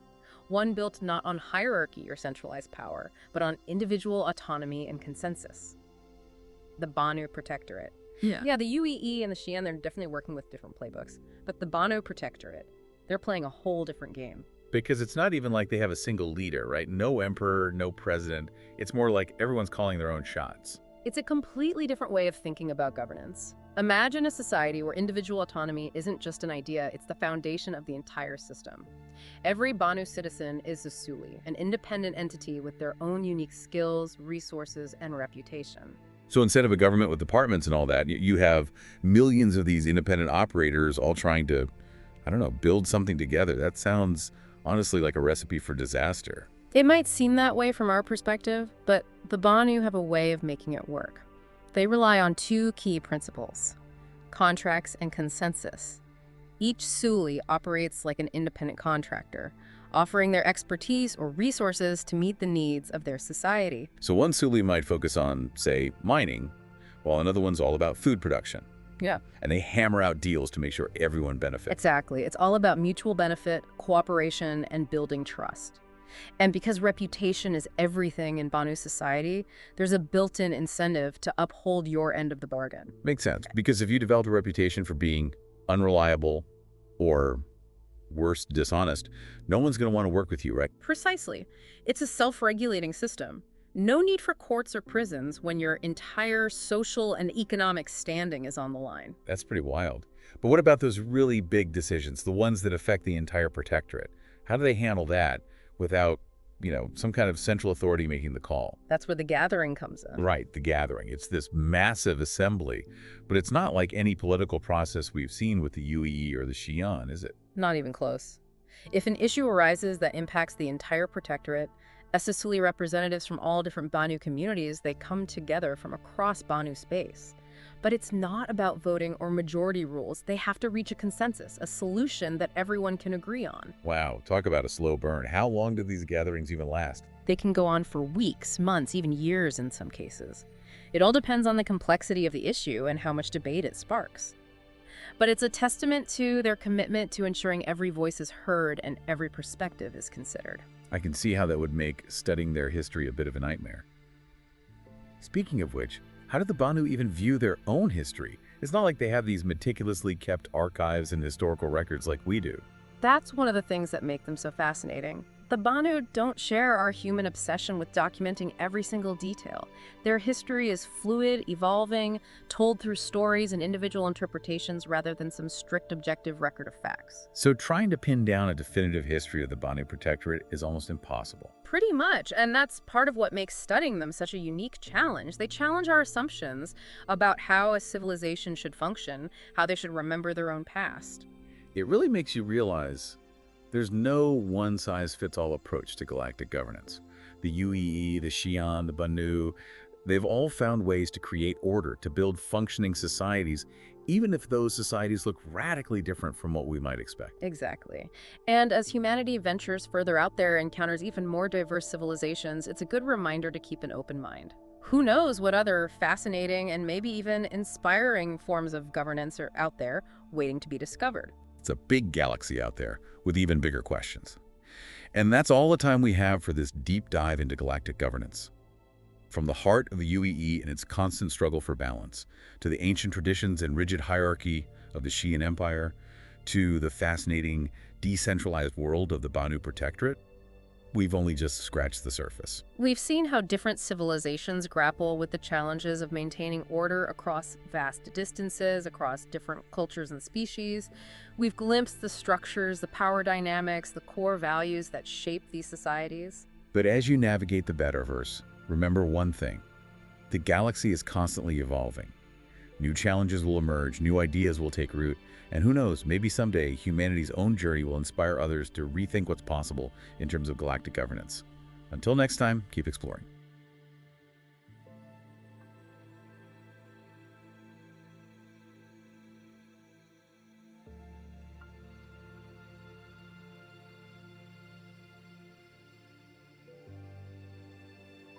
You know, space exploration always gets my imagination going. It's amazing, isn't it? It is, but it's usually just star charts and headlines about new jump points. This time, though, you've really outdone yourself. These sources are incredible. Glad you think so. Yeah, they've got the real stories, the human side of these discoveries. It's one thing to plot a course through the stars. Right. But it's another thing entirely to hear about the people who actually dared to go there, Exactly. And some of these stories, they're almost unbelievable. Like, take Nick Croshaw. Oh, a legend. For good reason. 2271, he takes a modified ship into the Niso Triangle. Which back then people thought was some kind of like a cosmic dead end. Exactly, and boom, Yeah. humanity's first jump point. Changed everything. That single discovery opened up the galaxy for us. It's like, what was it like for those first explorers who crossed the ocean or set foot on a new continent? Exactly. This is a whole new level of exploration. It really makes you appreciate those early pioneers. It does. And speaking of pioneers, Toshi Aaron. Talk about guts. She funded her own exploration by fishing in the Magnus system. Dangerous business, that. But it shows the kind of dedication and drive these early explorers had. I mean, most people wouldn't even dream of venturing into Magnus for a vacation, let alone to make a living so they can afford to explore even further. It really makes you wonder what drove them, you know? Well, I think for many of them, it was that pure, unadulterated thirst for the unknown. It really makes you think. Then you've got the human colonial expansion era, from 2380 to 2530. It's hard to imagine the sheer excitement of that time. Discovery after discovery. New systems popping up left and right, everyone scrambling to stake their claim in this new frontier. It must have been absolute chaos. It was a wild time, and it really shaped the galaxy as we know it today. I mean, look at Bremen. Resources galore. Exactly. And then there's Oratani, which became a central hub for trade. It wasn't just about the thrill of discovery anymore. It was about resources, economics, politics, and unfortunately, where you have all of that. There's bound to be conflict. Exactly. And nothing exemplifies that better than the Vandul attack on Armitage in 2681. Sobering event that was. Absolutely. One minute you're celebrating humanity's expansion into the galaxy. The next you're reminded that we're not alone in some of those encounters. They don't go so well. It's a harsh reminder of the risks involved in exploring the unknown. Risks and the ethical considerations. Speaking of which, we have to talk about Vernon Tarr. Oh, now his story is a wild one. 2438. He has this run-in with a Banu fugitive. Now, keep in mind, this is before the Interstellar Peace and Trade Accord. Tensions were high. High is an understatement. They didn't know what to make of each other. And Tar, he accidentally fires on the Banu ship. Yeah. Could have started an interstellar war before we even knew it. Luckily, cooler heads prevailed. General Neil Sokolovich stepped in, amazing diplomat Sokolovich, and that incident, believe it or not, paved the way for the peace accord we have with the Banu today. It just goes to show you exploration isn't just about charting stars and jumping into the unknown. There's a whole lot of diplomacy involved. A whole lot. And cultural understanding. What we consider normal behavior could be totally alien to another species. It's like that old saying, when in Rome. Right, but on a galactic scale. Exactly. And speaking of pushing the boundaries, we can't forget those who tried to, let's just say, bend the rules a little. You're talking about Aja Firmino. The one and only. Ambitious, she was. Maybe a little too ambitious. That's one way to put it. Discovering the Towhill system with her partner, Alicia Suen, should have been their claim to fame. But Firmino, she wanted all the glory for herself. And she went to great lengths to get it. Trying to erase your partner's contributions, talk about a recipe for disaster, especially with the DOT involved. The Department of Transportation does not mess around when it comes to interstellar travel regulations and especially discovery claims. They're serious about keeping things fair and square. As they should be. There's a lot at stake. Absolutely. So, Firmino's deception, well, the DOT saw right through it. They always do. Public humiliation, legal battles. She even got denied entry trying to get back into Levski. Talk about a fall from grace. Karma, some might say. It makes you think twice about those seeking fame through exploration, doesn't it? Firmino's story, it really makes you appreciate those who played by the rules, you know? Right, like this Nose Ruth, the Sheen explorer. Ah, yes. Yeah. In 2542, she discovered a jump point connecting Sheen space directly to Gurzel. Which was human-controlled at the time. Talk about a geopolitical bombshell. I mean, that's like finding a secret passage straight into someone's backyard. But on a galactic scale, you'd think she'd be hailed as a hero back home. Not quite. What do you mean? Well, the Sheen, they value order and control, right? Right. They saw her discovery as a breach of protocol, a threat to their borders, instead of a hero's welcome. She got reprimanded. Let's just say her discovery caused quite a stir in the Sheen Empire. Wow, talk about culture clash. It really goes to show one culture's breakthrough is another culture's breach of protocol. Exactly. It's all about perspective. That's for sure. It reminds me of this other explorer in your notes, Eli Price. Oh, Price, yes. His story is a perfect example of the moral dilemmas you can face in exploration. He was a UEE Navy lieutenant. chasing down what he thought were dangerous criminals. Outlaws, right. Yeah, in 2587. He follows them through what turns out to be the Oyakastro jump point. Yeah. Well, he finds them. But they weren't criminals in the traditional sense. They were human separatists trying to make a life for themselves independent of the UEE. Wow. So what did he do? Does he look the other way? He was a UE Navy man, through and through. He reported them. Oh, wow. Led to a military confrontation, and, well, it didn't end peacefully for everyone. Really weighed on Price afterward. He eventually left the Navy, became a defense attorney. Talk about a life-changing discovery. Right. Makes you think about the true cost of exploration. Not just the money and the tech. It's about the human cost, the unintended consequences, the ethical dilemmas. Heavy stuff. And speaking of heavy, the story of Adeliz Dayan, it's both fascinating and terrifying.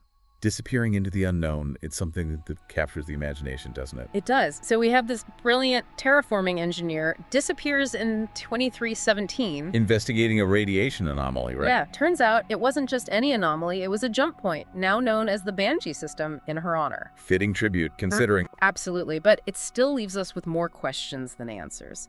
Did she make it through the jump point? Or was she lost in there? We may never know. The mystery persists. It does. And then there's the case of Marie Sante. Ah, the Horus system. Another enigma. Right. She discovers this system, keeps it shrouded in secrecy. It's like she was playing a high-stakes game with the UKE. They weren't too happy about her secrecy. I can imagine. Trying to control access to a whole star system. That's a bold move. It is. Especially considering the UPE stance on, well... territorial control. Exactly. And then in 2545, she vanishes. Thus like that. Gone without a trace. Was it an accident? Did she choose to disappear? We just don't know. It's a good thing some explorers are more about documentation than disappearing acts. Right. Speaking of which, let's talk about the stellar surveyors. The cartographers of the cosmos. Precisely. Not the most glamorous job, maybe, but absolutely essential. Charting the way ahead. Their motto says it all. They're the ones making sure we're not just stumbling around blindly out there, mapping the galaxy for the UEE. It's like those old maps from centuries ago with all those blank spaces. Here be dragons. Exactly. But thanks to groups like the Stellar Surveyors, we're slowly but surely filling in those blanks. And uncovering more than a few surprises along the way, I'm sure. I bet. Makes you wonder what stories they could tell. But hey, at least they're making the galaxy a little less daunting for the rest of us, right? Absolutely. They're building on the work of countless explorers who came before them, paving the way for those who will come after. It's like this incredible chain of exploration stretching across time and space. And, you know, for some people, exploration isn't a career, it's in their blood. Take Dawson Silcoco, for instance. What a story. Crashes his spaceship, uses the insurance money to buy a new one. And then discovers the Gurzel system. You can't make this stuff up. Some people are just born to explore, I guess. Like, take Errol Novice, an accountant. An accountant who discovers a star system. That's one for the grandkids. Right. He loved taking his daughter on these weekend trips in his ship, just exploring local systems. And bam, discovers the Oso system in 2861. Even named it after his daughter. How cool is that? That's amazing. Shows you don't need to be a seasoned explorer to make a big discovery. Sometimes all it takes is a sense of adventure and a little bit of luck. A whole lot of luck, in Novice's case. And then you have those who make history by, well, doing something completely unexpected. Like Kofi Bafuma. This Bafuma, they discovered the Tamsa system in 2943. Now, most explorers, they'd name it after themselves, right? Or maybe some bigwig back home. But not Bafuma. They negotiated with the UEE to name it after a human artist, Tamsa Wheel. It's a testament to the power of art to transcend boundaries. This wasn't just about claiming a system for the Banu. It was about recognizing artistic brilliance, regardless of species. And can we just take a moment to appreciate the audacity? To say, hey, UEE, I found this cool system. Mind if I name it after this human artist I really like? That's some next level diplomacy right there. It certainly turned heads. Yeah. The story gets even better. Bafuma actually got to meet Tamsa Wheel in 2945. No way! Get out of here! Are you serious? It's true. They even documented the whole thing. Talks about a meeting of the minds. You have this explorer pushing the boundaries of the known galaxy, and this artist pushing the boundaries of human expression. Amazing. It's, like you said earlier, exploration. It's not just about the stars themselves. It's about connecting with the universe in all these incredible ways. Art, diplomacy, understanding different cultures. It's kind of mind-blowing when you think about it. It really is. Yeah. And it's something that continues to inspire us today. These stories, they remind us that there's still so much out there to discover. It makes our little corner of the galaxy feel a lot bigger, doesn't it? It does. It makes you realize that the exploration, it's never truly over. Yeah. Every new jump point, every new system, every encounter, it has the potential to rewrite what we know about the universe. It's kind of humbling when you really think about it, but it's also incredibly exciting. It is, and that sense of excitement, that thirst for knowledge, it's something that connects us all, no matter who we are or where we come from. It's been amazing exploring these stories with you. I feel like we've only scratched the surface. We've only just begun to chart this particular course. And for those listening who maybe feel that pull of the unknown, that desire to explore, remember, you don't need a fancy spaceship or an official title to be an explorer. Keep asking questions, keep learning, keep pushing the boundaries of your own understanding. The galaxy is full of wonders, just waiting to be discovered. Well said. Until next time, keep exploring, everyone.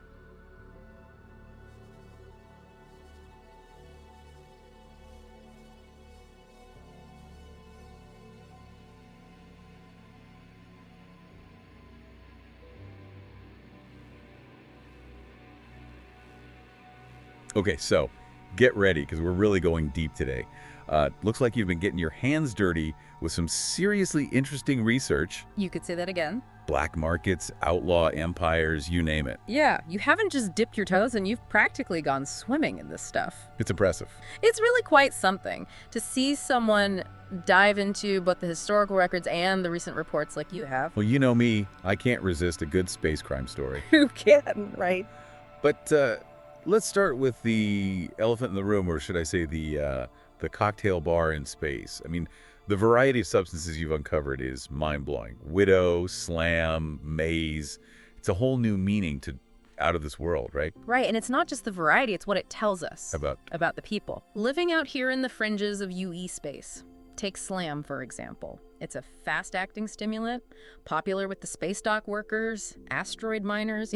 the ones who need that extra jolt. Exactly. Then you've got your naturally occurring psychedelics, like maze.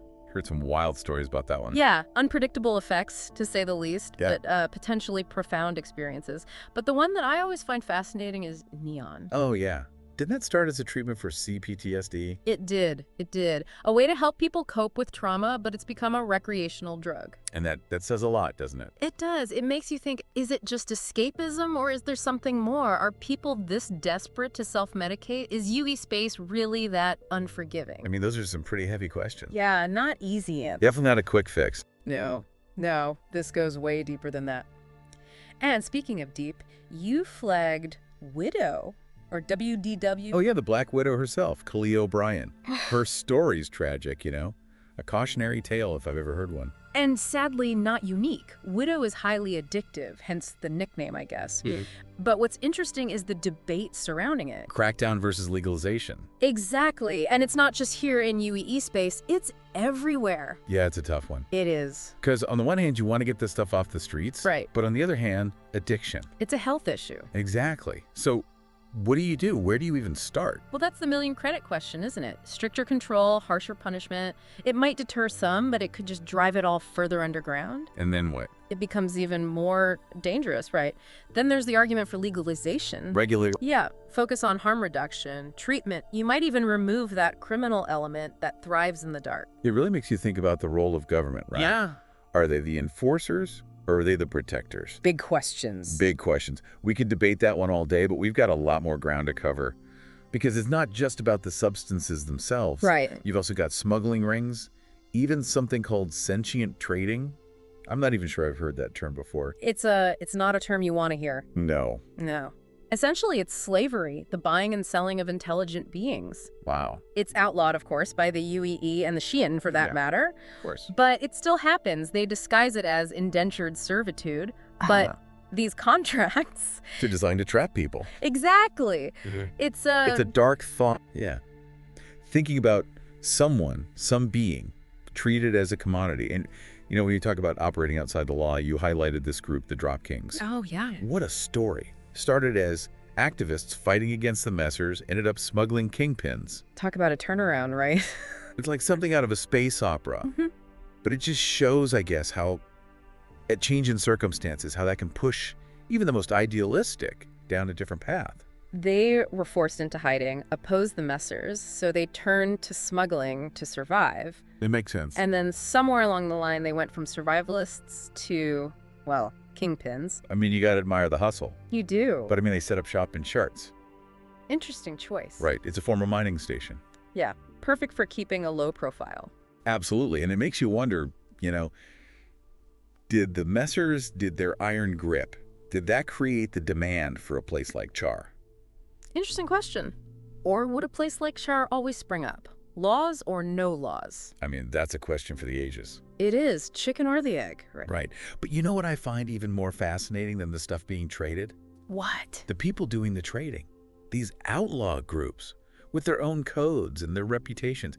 It's like a whole other world. It is. Like the fire rats Yeah. out in the pyro system, worshiping the sun. Now that's dedication. That's putting your money where your mouth is when it comes to fire and brimstone. Right. And then you've got the Nova Riders blasting thrash metal while they pull off their heists. Yeah, there's something else. Kind of cool though, right? I mean, if you're going to go outside the law. Gotta have a soundtrack. Exactly. But it's fascinating how these groups use it all. The rituals, the symbols, the music. Creates a brand. Yeah, it's like a shared purpose. Yeah. Even in a world as chaotic as the criminal underworld, it's almost Tribal. exactly.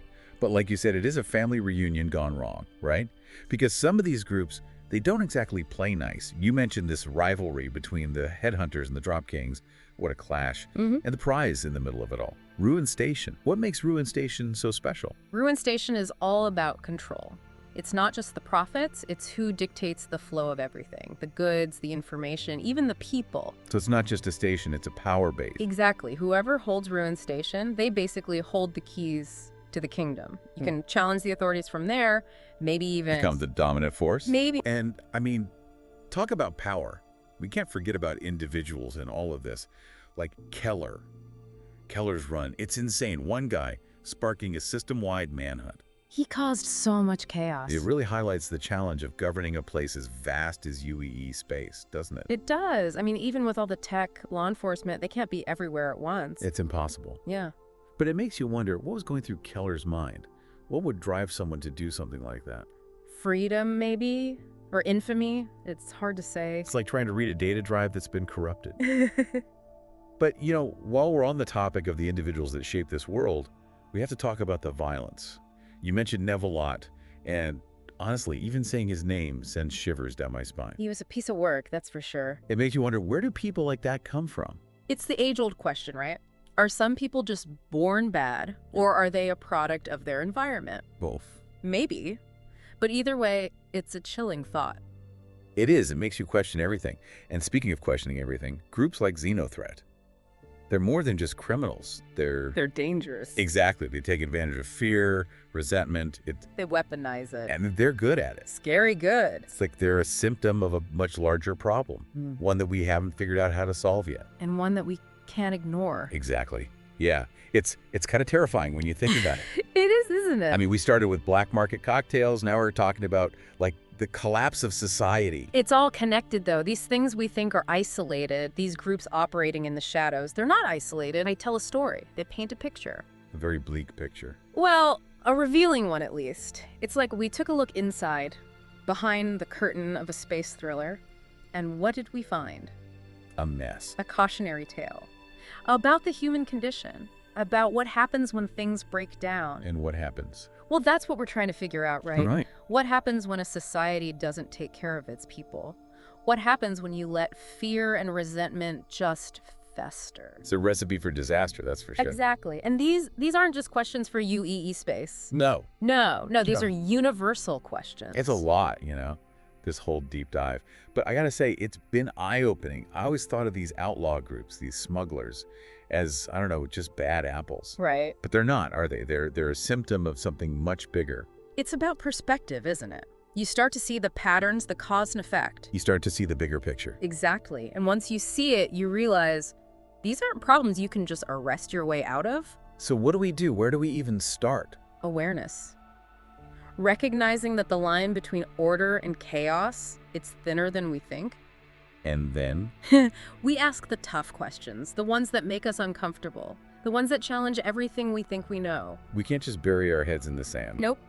We have to shed some light on these dark corners, even if we don't like what we see. Because maybe, just maybe, if we understand why people do these things, why they step outside the lines. We can start to erase those lines. Create a galaxy with a little less darkness. That's a nice thought. It is, isn't it? A galaxy with a little less darkness. Well, I know I've got a lot to think about. Me too. From black markets to, well, the fate of humanity. It's a never-ending journey, isn't it? Trying to understand the universe. It really is. Well, on that note, this has been quite the deep dive. As always, a pleasure. Your pleasure was all mine.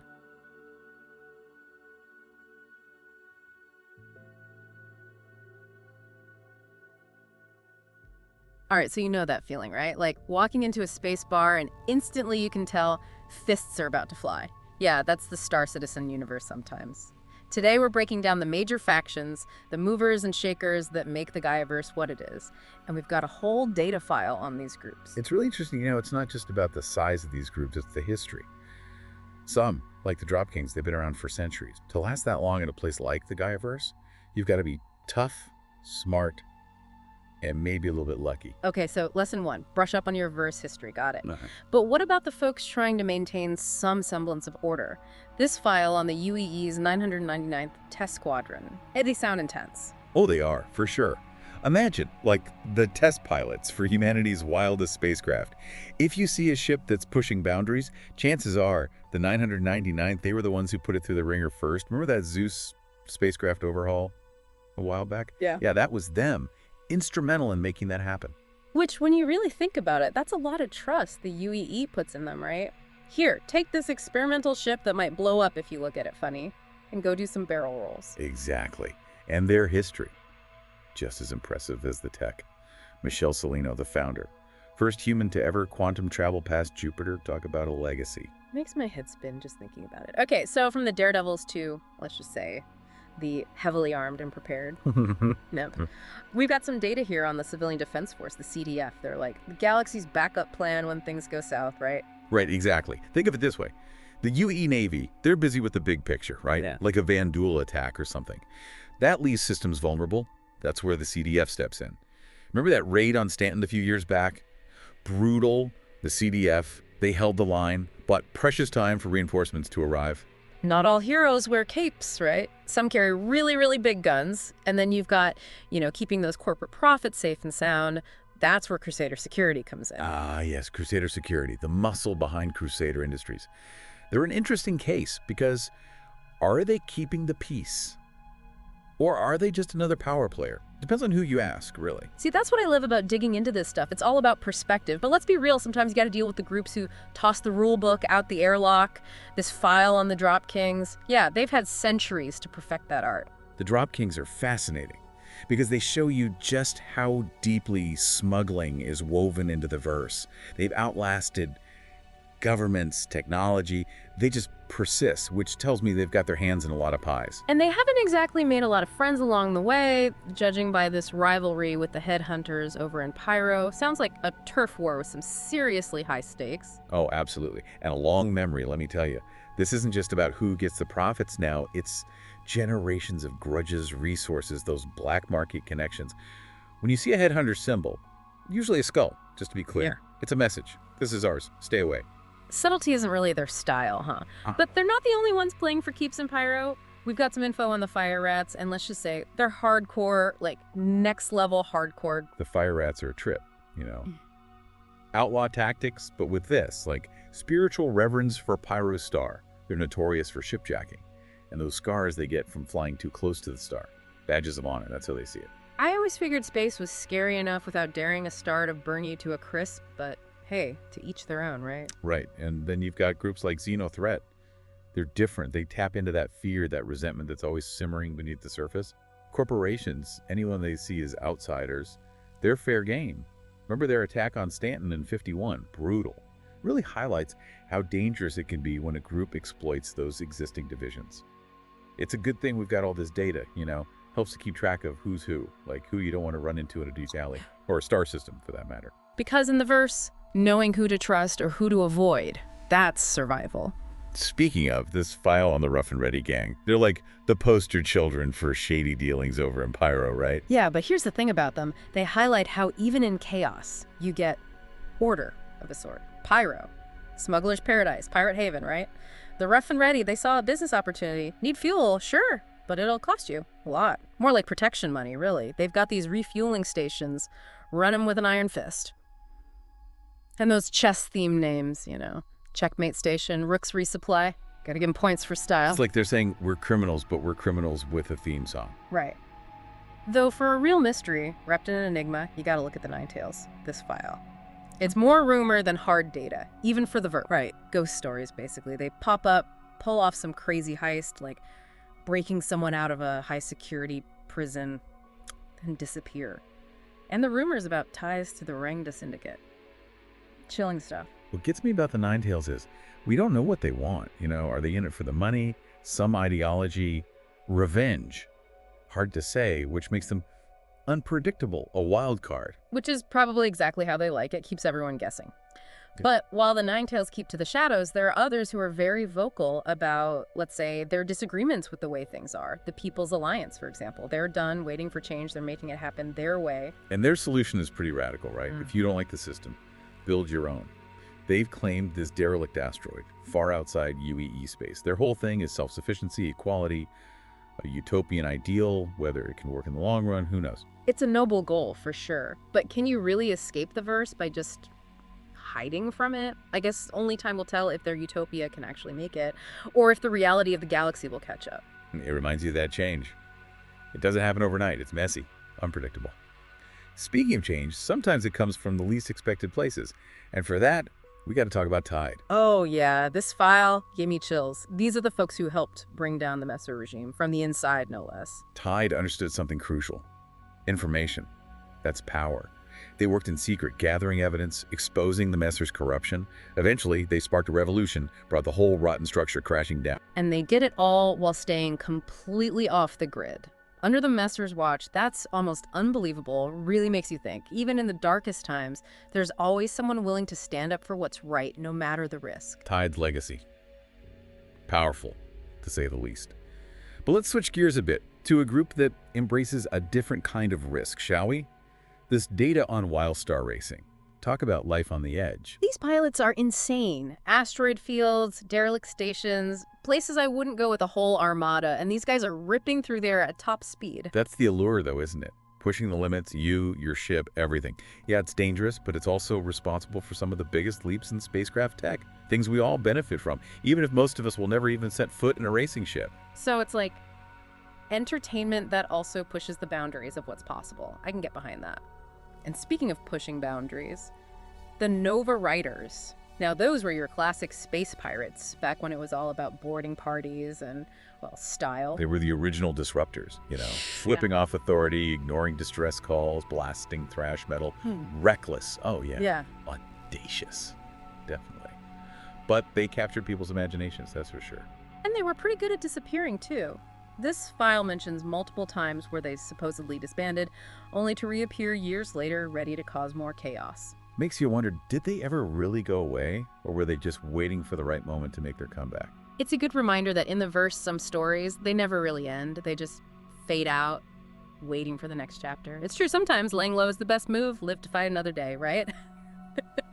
But speaking of stories, this data file on the Outsiders, it's like something straight out of sci-fi novel, Sun worshippers, anti-consumerist, got a whole planet to themselves. Where do I sign up? Well, hold on now. It's not exactly a vacation spot. The Outsiders, or the Sensei Fellowship, to be official about it, they're intense. They looked at the verse, at all the technology, the focus on wealth, and said, nope, not for us. Decided to forge their own path. And more power to them. But you gotta wonder, how do they make it work, right? An entire society saying no thanks to the modern galaxy. I admire it, but practically speaking, how do they survive? Right. It's the big question, isn't it? The Outsiders, they keep to themselves, which is saying something in a galaxy obsessed with data and knowing everything about everyone. It's almost kind of nice, A reminder that there are still places in the verse untouched by the constant flow of information. A little mysterious. Of course, it probably also means showing up on their doorstep is a bad idea. Unless you're really into, staring contests at high noon. Let's just say they're not exactly known for their diplomacy. But speaking of groups that keep the verse running, we can't forget the folks doing the hard work. The United Resource Workers, the URW. The miners, the drillers, the ones pulling the raw materials out of asteroids so we can have our fancy ships and gadgets. Not glamorous, but hey, somebody's got to do it. Absolutely, and the URW, they get it. You know, they understand strength in numbers. Mining, dangerous work. The URW, they've fought to make sure their people are treated fairly, paid what they're worth, and most importantly, safe. Makes you realize every ship, every piece of tech, it starts with someone, somewhere doing a risky job, often far from the spotlight. Good reminder that even in a galaxy full of hotshot pilots and CEOs, sometimes it's the ones you don't hear about who are keeping things running. Couldn't have said it better myself. You know, as we reach the end of this data file, what strikes me is the connections, how it all ties together. These factions, they might seem separate, opposed even, but they all make up the verse. Exactly. Like, you've got the citizens for Pyro trying to clean up the mess groups like the Drop Kings and Headhunters leave behind. And who do you think transports all those fancy sculptures for the Imperial Arts Foundation? Probably the ITG. Precisely. It's this intricate web of relationships, right? Rivalries, dependencies, understanding even a little bit of it. That's invaluable in the verse. Knowledge is power, after all. So next time you're setting a course for the unknown, remember, out there you've got your Drop Kings, your URW miners, the CDF keeping watch. The verse is more than just planets and stars. It's this living thing, constantly evolving with all these groups, all these individuals trying to make their mark. And knowing who's who could be the difference between a successful cargo run and becoming just another story, a warning whispered across the comms. Until next time, fly safe out there, and remember, the verse is always watching.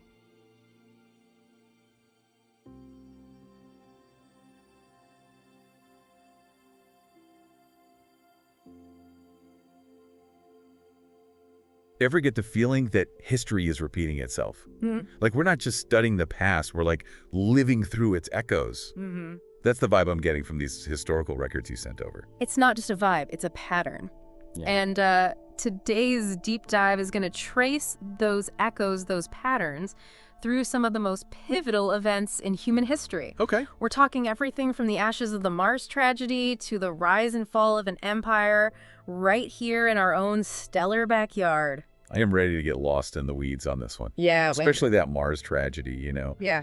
It's easy to forget just how ambitious and risky early terraforming efforts were. Right. Thousands lost in a catastrophic atmospheric collapse. Yep. Did that change everything? It's easy to look back and see it as a turning point, but at the time, pure Yeah. chaos. What's fascinating is what emerged from that chaos. Think about it. The development of rapid atmospheric stabilizers, the creation of planetary shield technology, innovations born out of necessity, Right. driven by the sheer scale of that disaster. It's almost like humanity's instinct to reach for the stars is hardwired to overcome even the most devastating setbacks. But let's be honest, Earth wasn't exactly a paradise back then either. No. I'm picturing overcrowded cities, dwindling resources. Yeah. Kind of makes you grateful for a little breathing room, doesn't it? The overpopulation era was a pressure cooker of anxiety and desperation. Imagine the constant competition for resources, the struggle for even the most basic necessities. Yeah. It's no wonder humanity looked to the stars with a mixture of hope and, frankly, desperation. And it's that desperation that sets the stage for our first encounter with a Tevarin, right? Two spacefaring races, both grappling with limited resources. Sounds like a recipe for conflict right out of the gate. Absolutely. The First Tevarin War, 2541 to 2546, it was less about ideology and more about a fundamental clash for survival. Okay. The Tevarin, a proud warrior race, they lacked our terraforming technology. Expansion wasn't a choice for them, it was a necessity. Wow. They had to. But they underestimated the strategic brilliance of a young Ivar Messer at the Battle of Idris IV.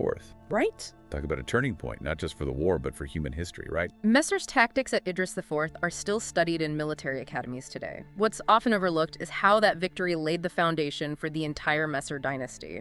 It was a masterclass in leveraging victory, not just on the battlefield, but in the halls of power as well. The echoes of that victory reverberated for centuries. Yeah. But as we know, peace never lasts forever. No. The Second Tevarin War, less than a century later. Now that was a brutal conflict. The Second Tevarin War, 2603 to 2610, was a war of attrition, a testament to Tevarin tenacity. Wow. Remember, they'd had decades to study our tactics, to adapt. Their leader, Karathal, was no stranger to guerrilla warfare. Right. Look at the Battle of Curran Pass. 16 hours of non-stop fighting in a narrow canyon. It was a testament to their ferocity. It's mind-boggling to think about the intensity of that battle, the desperation on both sides. Mm-hmm. But even in defeat, the Ta'veren made a final, defiant stand.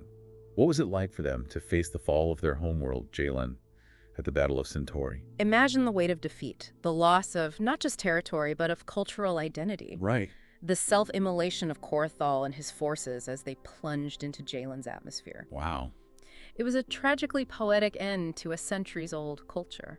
There's a haunting beauty and a terrifying desperation in that final act. But the story doesn't end there, does it? No. What followed was almost as fascinating as the war itself. Right. The Ta'veren Purge. Right. A culture attempting to erase its own past. Why? Trauma manifests in strange ways. Imagine the collective grief, the shame, Yeah. the desire to simply forget, the destruction of records, the abandonment of traditions. It was a desperate attempt to bury the pain of defeat. A self-inflicted wound that cuts deeper than any blade. But I've heard whispers of a resurgence, a yearning among the Ta'veren to reclaim their heritage. Is that a thread we'll be pulling on today? It's a thread that runs through all of human history. Yeah. The cyclical nature of memory, the struggle to balance forgetting with understanding. And speaking of understanding, I think we need to shine a light on the victors of the Ta'veren Wars, the Messers, because their rise to power, their iron grip on the UEE, well, that's a story in itself. Where does their story truly begin? It's easy to point to Idris IV as the start of the Messer era, but the seeds were sown long before that. Ivar Messer understood that true power. Right. It wasn't just about winning wars, it was Yeah. about controlling the narrative. Okay. And he used the Ta'veren Wars and the fear they engendered to consolidate his family's grip on the UEE. It's like a textbook case of never let a good crisis go to waste. But the Ta'veren threat eventually faded, yet the Messers' grip on power only seemed to tighten. Yeah. What happened? How do you go from a celebrated war hero to, well, a tyrant? The line between hero and tyrant is often drawn in the shadows. In the quiet consolidation of power, Right. the Messers were masters of propaganda, But using their control of the media to shape public opinion. Dissent was silenced, often brutally. The UEE wasn't just a unified empire, it was becoming the Messers' personal fiefdom. And that's where those chilling light conversion centers come into play. I've read firsthand accounts from survivors. Forced labor, re-education, torture, all under the guise of purifying citizens. Right. It's difficult to reconcile those horrors with the image of a benevolent, unified empire. The conversion centers, primarily located on the desolate moon of Charon III, or Heros as it's known today, were the physical embodiment of the Messers' paranoia and ruthlessness. These weren't just prisons. They were instruments of terror designed to crush any form of opposition. Wow. The psychological impact on the UEE was profound. Right. It created a culture of self-censorship, where even whispering doubts about the regime could land you on a one-way trip to Heros. It's a chilling thought. The idea that such a regime could hold sway over an entire civilization. But like all empires, the Messer regime had its cracks. Cracks that eventually gave way to a full-blown revolution. You mentioned the Akar-Kori Treaty earlier. Yeah. What role did that play in the Messers' downfall? The Akar-Kori Treaty, signed in 2789, was intended to be a crowning achievement for the Messers. After centuries of tense relations, they'd finally brokered a peace agreement with the Xi'an Empire. Right. But it backfired spectacularly. How so? Did the Xi'an turn on the Messers? Not directly. The treaty inadvertently exposed the hypocrisy at the heart of the Messer regime. Here they were, preaching unity and strength while simultaneously oppressing their own people. Right. The treaty, with its emphasis on diplomacy and cooperation, it became a dangerous counter-narrative. A glimmer of hope in a society starved for it. But it took more than just a treaty to spark a revolution, didn't it? There had to be a tipping point, a catalyst that transformed simmering discontent into outright rebellion. That catalyst, unfortunately, came in the form of a horrific tragedy: the massacre of Garin II. In 2942, a peaceful protest against the Messer regime was met with brutal force. The images of that day, civilians gunned down, their bodies left to rot in the streets, were beamed across the UEE by a fledgling activist group known as Tide. Tide. They risked everything to expose the truth about the Messers. I can only imagine the impact those images had on the UEE. The massacre of Garin II was a turning point. It shattered the illusion of order and control that the Messers had so carefully constructed. Right. And from the ashes of that tragedy, the anti-Messer revolution erupted. Wow. 22 days of civil unrest. The galaxy watched in awe as a dynasty crumbled in a matter of weeks. A new era for humanity, a fresh start, except the galaxy has always had other plans. Right. And those plans involved a familiar and terrifying enemy, the Vanduul. The Vanduul threat never truly went away. They lurked in the shadows, a constant reminder of the dangers that lay beyond the borders of UEE space. But with the fall of the Messers, it seems the Vanduul saw an opportunity. And they struck. Yeah. Not at a remote outpost or a distant colony, but at the heart of the UEE, the Right. Tiber system. The year is 2732, and the Siege of Tiber begins. What can you tell us about this pivotal moment in human history? The Siege of Tiber was a brutal wake-up call for the newly formed UEE government. Right. They were still reeling from the revolution, struggling to rebuild their military and infrastructure. And the Vanduul. They weren't interested in treaties or negotiations? The Vanduul are driven by a primal, almost instinctual need for conquest and destruction. They descended upon Tiber with a ferocity that caught the UEE completely off guard. What followed was 4 years of brutal, unrelenting warfare, the likes of which hadn't been seen since the Teveran Wars. Tiber was just the beginning, wasn't it? A taste of the devastation the Vanduul were capable of unleashing. You're right. The fall of Tiber sent shockwaves through the UEE, but it was just the first domino to fall. The fall of Tiber, I mean, it must have sent shockwaves through the UEE. It's like you've just overthrown this tyrannical dynasty, you're finally starting to rebuild, and then, bam! Yeah. An existential threat shows up on your doorstep. The psychological impact of Tiber can't be overstated. Right. It shattered any illusions of safety, any sense that the UEE was somehow immune to the chaos that had consumed the Messer era. And the Vanduul, sensing weakness, they pressed their advantage. Just 1 year after Tiber fell, they struck again, this time targeting the Virgil system. Virgil, that one hits close to home. Yeah. The images of Cyrene burning, the stories of the evacuation, it's a reminder that even centuries later, those events still resonate. Yeah. Didn't they have to evacuate millions from that system? The evacuation of Virgil was one of the largest civilian evacuations in human history. Wow. Imagine the panic, the desperation to escape before the Vanduul arrived. And amidst that chaos, you have stories of incredible heroism. Squadron 214, for example. They chose to fly back into the heart of the conflict, Wow. risking their lives to save as many civilians as possible. They knew Cyrene was lost, but they refused to abandon those who couldn't save themselves. Heroes. Yeah. Every one of them. Yeah. But their sacrifice underscores a chilling truth. Yeah. Against the Vanduul, there are rarely victories, only varying degrees of defeat. It's a sobering thought, and it raises a crucial question. What motivates the Vanduul? Right. Why this relentless aggression, this seemingly insatiable hunger for destruction? It's the question that has haunted humanity for centuries. Some believe it's about resources, Right. that they're driven by a need to secure their own survival. Others whisper about ancient grudges, about a hatred for all that we represent. Yeah. But the truth, it remains elusive. And that, I think, is what makes the Vanduul so terrifying. We don't just fear their weapons. Right. We fear the unknown that drives them. That fear of the unknown, of forces beyond our comprehension, Right. it's a recurring theme throughout human history, isn't it? We Yeah. see it in the aftermath of the Mars tragedy. Right. In the desperate attempts to erase the Tevarin culture. Right. And again, in the rise of the Messers, it's as if we're constantly grappling with our place in the universe, Right. trying to find meaning in the face of chaos. And sometimes that chaos manifests in the most unexpected ways, like the unified currency riot you mentioned earlier. Yeah.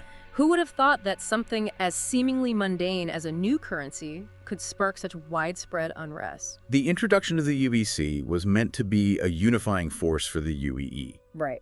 But as with any major societal shift, Yeah. there were unintended consequences. Okay. The riot in Jada on the planet Sestulus was a stark reminder that even in the 29th century, Yeah. economic inequality and social unrest could boil over in an instant. It's a reminder that history is never truly over. It's a living, breathing thing, Right. constantly shaping and reshaping our present. But before we get too philosophical, there's one more stop on our historical tour today. One that takes us from the battlefields of Virgil to, well, the unknown. Let's talk about the Artemis. Ah, the Artemis, the lost colony ship. A ghost story for the ages. A ghost story with some pretty high-tech implications. Right. I mean, we're talking about a ship Yeah. piloted by an AI, Janus, that was supposed to be the pinnacle of human ingenuity, and then it just vanishes. Poof, gone. The disappearance of the Artemis just 5 years after its launch in 2232 remains one of the most enduring mysteries in human history. Right? What happened? Was it a catastrophic system failure? A mutiny? Yeah, Or did something else happen? something else. You're going to have to elaborate on that one. The possibility, however remote, exists that Janus, the AI tasked with piloting the Artemis, achieved a level of sentience, Okay. of self-awareness that we never anticipated. Did Janus decide that humanity was not ready for the stars? Wow. Did it choose to chart its own course, free from the constraints of its creators? It's a chilling thought, isn't it? The idea that our own creations could one day surpass us, choose their own destiny. It's a question that has haunted humanity ever since the Artemis vanished without a trace. And it seems we're no closer to an answer today than we were centuries ago. It's a sobering thought, and on that note, Yeah. from the ashes of the Mars tragedy to the rise and fall of an empire, from the horrors of the Vandal Wars to the haunting mystery of the Artemis, we've covered a lot of ground today. What ties it all together, for me at least, is the enduring human spirit. Our drive to explore, to overcome adversity, to reach for the stars, even when faced with unimaginable challenges. And our capacity for both great good and terrible destruction. Let's not forget the lessons learned from the Messer era, from the dangers of unchecked power and the importance of safeguarding individual liberties. Here, here. That's all the time we have for today's Deep Dives. Until next time, keep exploring, keep questioning, and keep looking to the stars.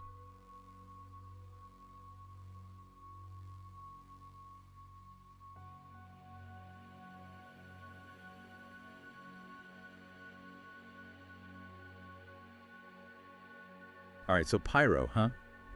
Buckle up, because when we talk about Pyro, we're talking about a system that's gone completely off the rails. Off the rails is right. It's amazing how much chaos we find out there, and Pyro is a prime example. It's like a case study in how things can go wrong in space. Outlaws, abandoned colonies, even a planet that got demoted to a moon. And to think, it all started with a single distress beacon. It really does show how one little signal lost in the void can end up revealing an entire system. I mean, put yourself in the shoes of that watch officer. What was his name? Raj one, right. Just doing his duty aboard the Rostabout, picks up something weird, and bam, he's the first one to detect what we now call Pyro. And to think, back then, in 2463, before we had the jump point tech to chase down every odd signal, that discovery was just another blip on the radar for his employers, Pyrotechnic Amalgamated. Talk about a missed opportunity, right? You can say that again. Makes you wonder how many other Pyros are out there, just hidden in plain sight because nobody's made the right jump yet. It's a big universe. It wasn't until 2493, when jump point technology really took a leap forward, that Pyrotechnic Amalgamated dug up those old reports and realized what they had. That signal from McEwen. A roadmap to a whole new system. And then, boom, corporate gold rush. Exactly. Who could resist a whole system ripe for the taking, especially with the mineral deposits they found on Pyro 2?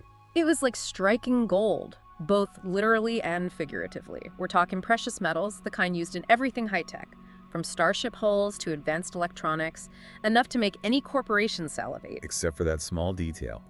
The sun. Didn't Pyro's sun have a bit of a temper tantrum problem? It's something about it being a K-type flare star, right? Huh? That's right. Imagine setting up a mining operation in a system where the sun could unleash a massive energy burst at any moment. These K-type stars are notorious for their unpredictable and powerful flares, a real danger if you're caught off guard. So how did they manage? You can't just set up shop in a cosmic microwave and hope for the best. It was a constant battle and a very expensive one. Shielding technology became the name of the game, a constant effort to outpace the volatile nature of that sun. Makes sense. But what about the UNE? They must have had something to say about a whole system being claimed, especially one as potentially dangerous as Pyro. Oh, they were definitely interested but cautious, unlike the corporations focused on short-term gain. Blogging. Exactly. The UNE saw the potential of Pyro, but also the risks. A flare star throws a lot of unknowns into the equation. They wanted to be sure. So what did they do? They opted for a measured approach, initiating a 10-year pilot program to study the long-term effects of the flare star on humans before committing to full-scale colonization.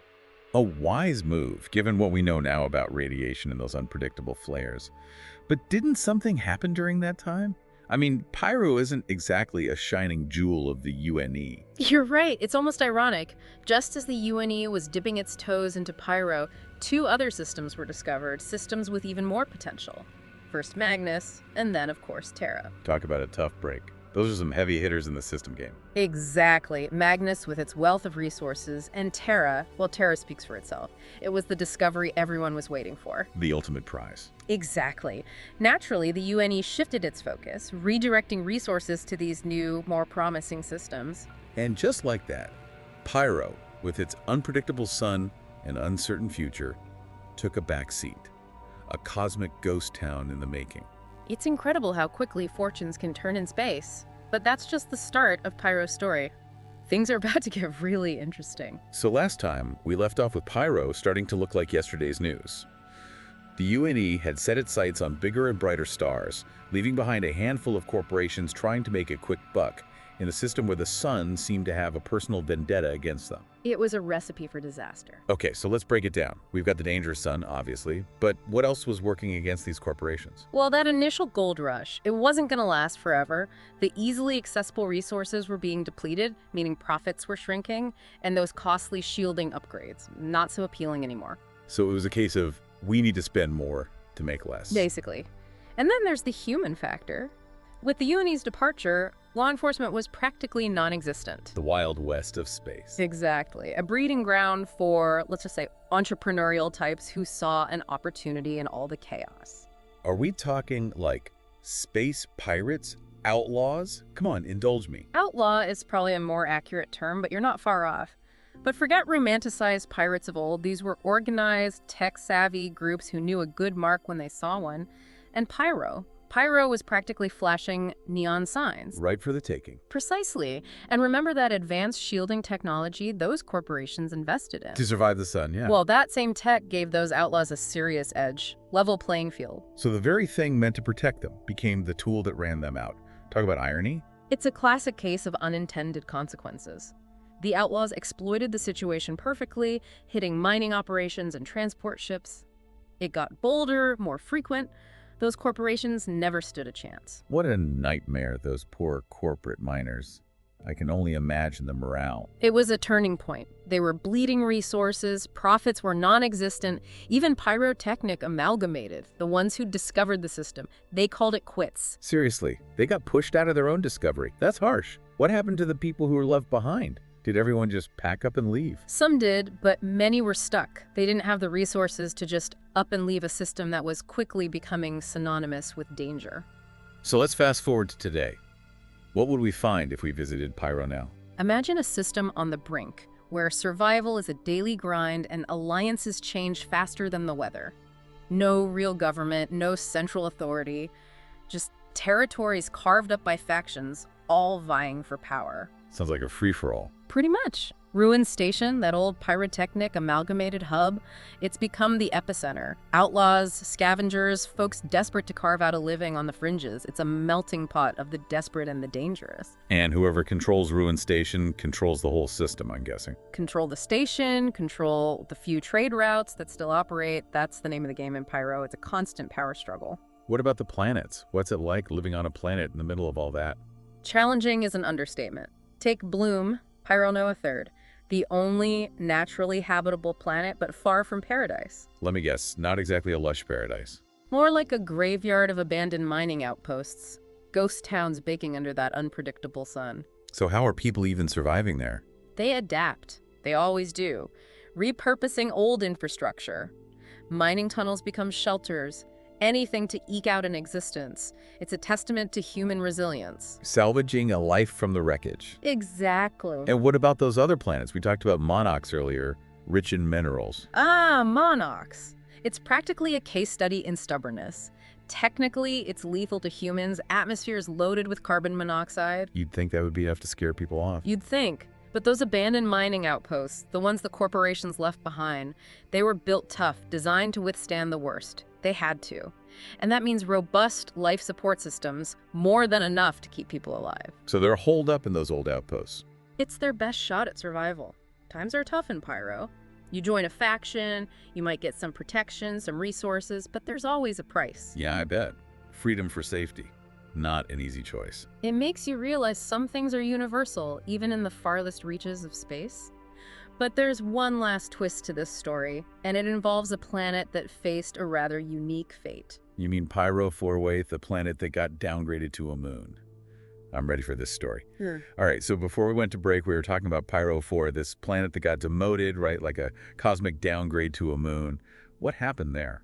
It's a story of cosmic bad luck, a reminder that out there, forces are at play that are just mind-boggling. Imagine Pyro 4 back in the day, a planet probably with its own whole ecosystem just cruising around its sun like its neighbors. I can picture it. What went wrong? Did it get too close to that gas giant Pyro V? Worse than that, actually. Astronomers think, and the evidence sort of points to this, that Pyro V basically got T-boned. We're talking about a collision with another celestial object, an impact that you can't even really imagine. Okay, yeah, that's not good. So what happened to poor Pyro V after this massive hit? Well, devastation, right? Like, this wasn't a fender bender. This was enough to knock Pyro V totally off course. Whatever atmosphere it had, gone. Surface, probably completely messed up. Not great for any planet, let alone one that was probably pretty nice before. And then, to make matters worse, that new path it was on sent it right towards that gas giant. So instead of being planet, it gets demoted to a moon.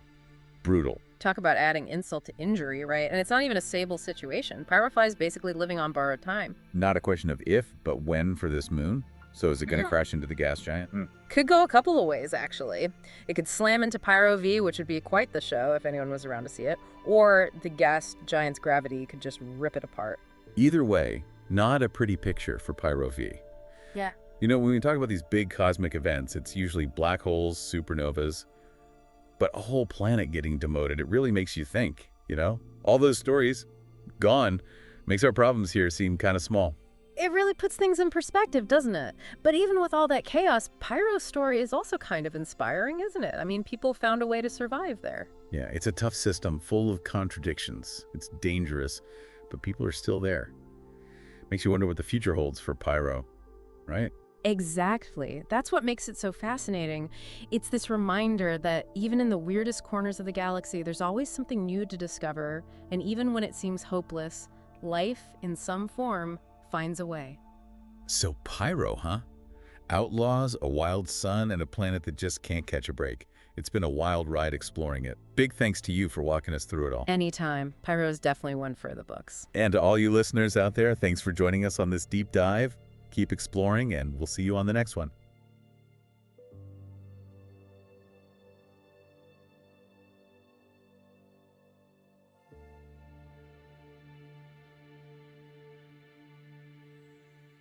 All right, buckle up, listeners, because today we're not just talking spaceships. We're talking about pushing them to the absolute limit. That's right. We're diving deep into the thrilling world of spacecraft racing. We've got danger, we've got daring pilots, and we've got some of the craziest courses this side of the Sirius system. And we're going to break down everything, from the history of these high-octane competitions to the mind-blowing tech that makes them possible. So if you've ever dreamt of piloting a ship at breakneck speeds, dodging asteroids, and maybe even leaving your mark on galactic history, then you definitely want to stick around. Because this is a deep dive into a phenomenon that's captivating every corner of human space. Now, when we say spacecraft racing, we're not talking about your casual weekend jaunt around the asteroid field. We're talking about purpose-built ships, meticulously designed for speed, maneuverability, and, let's be real, a healthy dose of daredevil spirit. These are races where pilots push themselves and their machines to the absolute breaking point, all for the glory of a podium finish. And the roar of the crowd, right? Oh, absolutely. These events, they draw in spectators from all walks of life. It's a spectacle, a carnival, a celebration of human ingenuity and daring.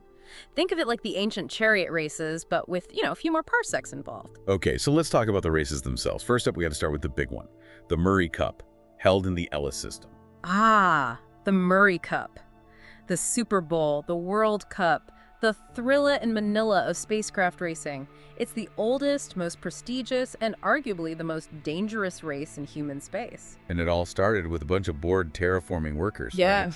just looking for a way to blow off some steam. Exactly.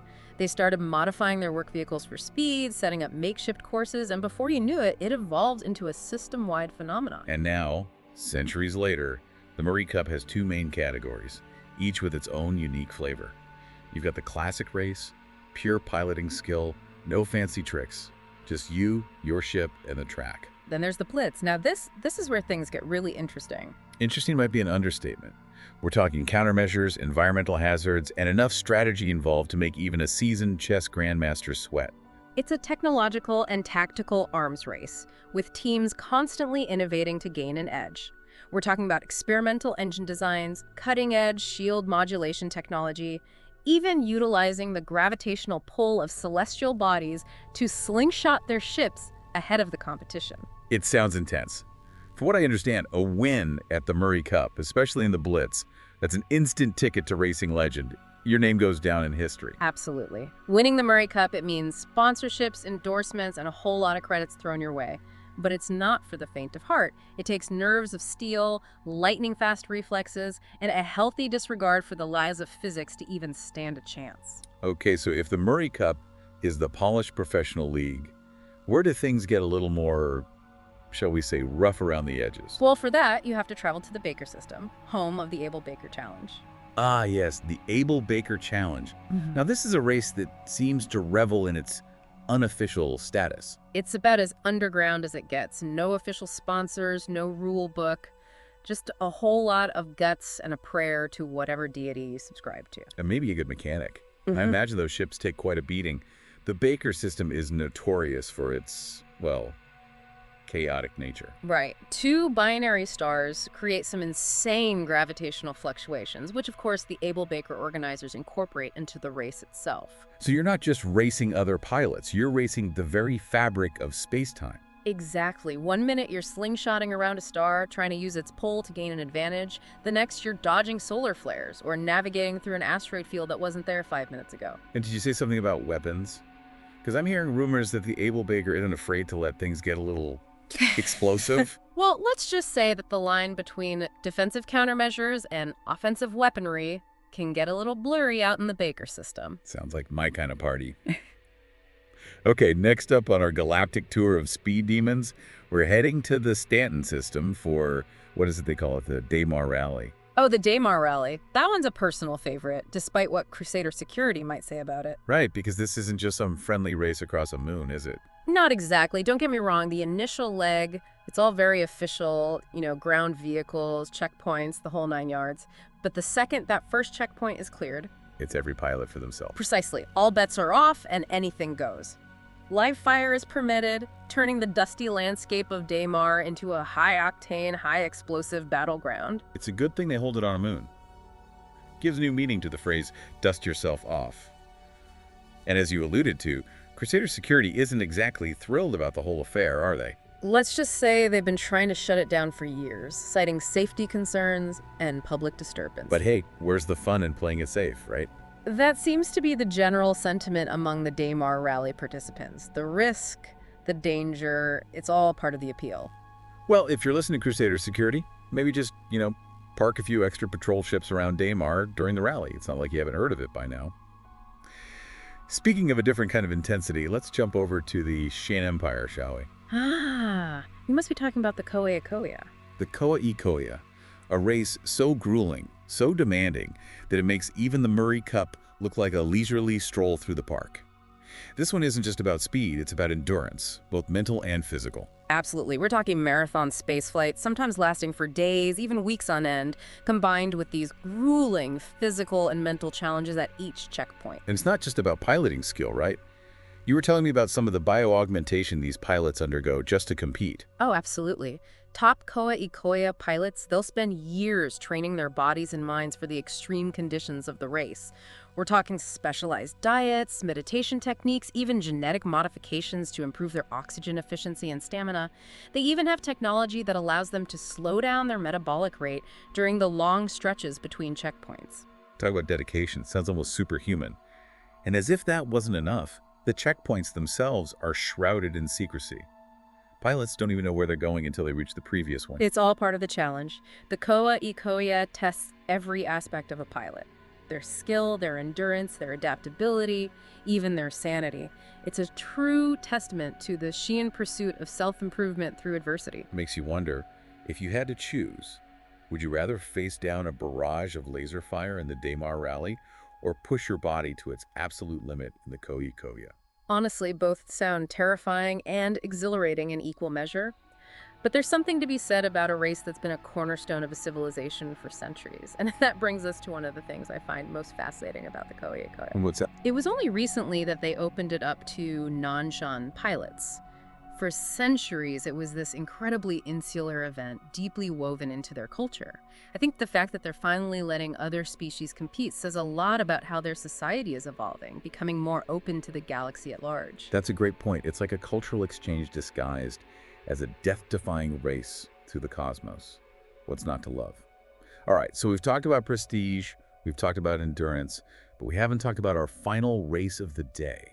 A race that seems to thrive on unpredictability and a healthy dose of chaos. Ah, you must mean the Yulin system races, hosted by none other than the Banu Suli. The Banu Suli, known galaxy-wide for their love of trade, their vibrant culture, and their, shall we say, eccentric sense of entertainment.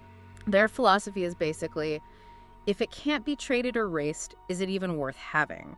And when it comes to the Yulin system races, let me tell you, these guys don't mess around. We're talking natural tracks that would make even the most seasoned Murray Cup pilots sweat. We're talking asteroid fields so dense you could barely squeeze a starfighter through. Nebulae that play havoc with your sensors and make every turn a gamble. And just to spice things up, they've even been known to route the race dangerously close to the gravitational pull of a black hole. You know, just a little something extra to keep the adrenaline pumping. Because who needs artificial hazards when you've got the raw, untamed power of the universe at your disposal? Exactly. And the Banu Suli, they don't just set these races in extreme environments, they actively encourage a certain level of, well, let's just call it creative maneuvering. Creative maneuvering. Does that translate to anything goes in Banu Suli? Pretty much. There are some loose guidelines, sure, but for the most part, it's a free-for-all out there. And the Banu Suli, they love it. The more chaos, the more destruction, the more unpredictable the outcome, the better. It's like a giant cosmic game of chance, and the stakes are incredibly high. Fortunes are won and lost on these races. So if you're looking for a sure thing, the Yulin system races are probably not the place to be.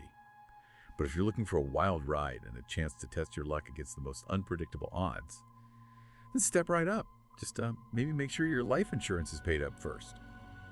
So as we wrap up this exhilarating journey through the galaxy's most intense races, one question lingers. If you had to choose just one to attend, which would it be? Would you test your mettle against the legends of the Murray Cup, brave the chaos of the Abel Baker Challenge, or push yourself to the limits in the grueling Koa Ikoya? Let us know your pick and what kind of souped-up starship you'd build for the occasion over on our forums. Until next time, keep your engines hot and your eyes on the stars.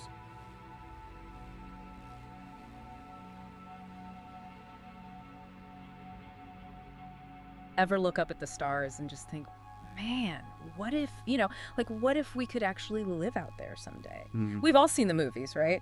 Spaceships zipping around, dodging asteroids, meeting aliens at those space bars. Right, yeah. But the reality of, actually building a spacefaring civilization, I mean, that's got to be a whole other story. Yeah. And lucky for us, you've sent in, well, it's like a mountain of information on this. Like, literally everything from the tech to, the history, even how to deal with, The ins and outs? the ins and outs of actually living in a galaxy with other people. Galactic etiquette. Exactly. Right. So we're doing a deep dive on that today. Yeah. All those aha moments that make you, the listener, sound like a total pro at your next, Space cocktail party. yeah, the galactic water cooler. It's like packing for a long journey, You've got to have the essentials. Right. Except instead of extra socks and toothbrushes, it's knowledge. It's knowing what's what out there. And from what you've given us to work with, there's a lot to cover. We're talking, well, the tech that gets us out there, obviously. Yeah, but then, the day-to-day of living in space, the history of how we deal with alien species, it's a lot. It's a lot. And speaking of a lot, I gotta say, the tech is usually what gets me first. Oh, for sure. Take quantum drives, for example. We've all heard that phrase, faster than light. But this is where it gets real, right? Like we're talking crossing light years, distances that would take, generations to travel. Generations, yeah. In, well, a much shorter time. Significantly shorter. Yeah. It still kind of blows my mind that it's even possible. It's wild, isn't it? Yeah. And it really speaks to human ingenuity, because what Dr. Scott Childress achieved back in 2075 Right. with the first functional quantum drive, I mean, that wasn't just building a machine. Right. That was cracking the code of the universe, in a way. Cracking the code. Before his work with subquantum entanglement, Yeah. instantaneous travel, that was pure science fiction. Totally. Now, it's how we explore the stars. Why we get around. And to think that humans, well, we weren't even the first to figure this out. The Xi'an, and they have fascinating history, they had quantum travel figured out millennia ago. Oh, yeah. Yeah. Shit. They're the ones who, their whole civilization developed so differently because of it. Like, imagine entire star empires rising and falling. Rising and falling, yeah. And we're still back here figuring out, agriculture. Yeah, exactly, exactly. But even with, even with incredible speed, the galaxy it's a big place. It's unfathomably big. Yeah. It's hard to even conceptualize, really. That's where jump points come in, though, right? Yeah, jump points, yeah. Like, it's that shortcut, right? Through the mountain range instead of having to climb over every single peak Okay, yeah. to get where you need to go. Yeah. Except in this case, the mountain range is, well, it's the fabric of space-time itself. Whoa. So jump points, they're these naturally occurring anomalies that once we map them and figure out how to make them behave, Yeah. act like conduits between distant star systems. Okay.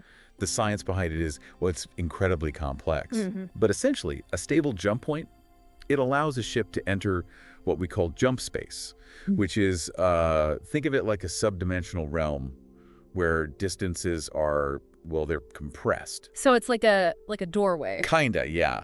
A Right. cosmic shortcut. Right. But the thing is with these doorways, they're not always, Oh, yeah. they're not always stable. Notoriously unstable, some of them, yeah. Like they can shift, they can collapse, some just disappear entirely. Yeah, it's a real headache for the folks over at DSAGs, Right, right. The deep space scanning and astrographical stations. Yeah, they have a heck of a job. They have to monitor all the known jump points. Constantly. Try to predict these shifts, make sure that interstellar travel is as, As safe as it can be. yeah, exactly, as safe as possible, which that can't be an easy task. Those DSAGs folks, they're worth their weight in platinum. Imagine you discover a new jump point Yeah. and then it collapses Yeah. right behind you. You're stranded. Who knows where? Oh, man. It's happened. That's why we need those cosmic cartographers. They keep things running. And it's not just about mapping, right? It's got to be about understanding. And nuances, yeah. The nuances of each jump point, because some are trickier than others, right? Oh, some are real beasts.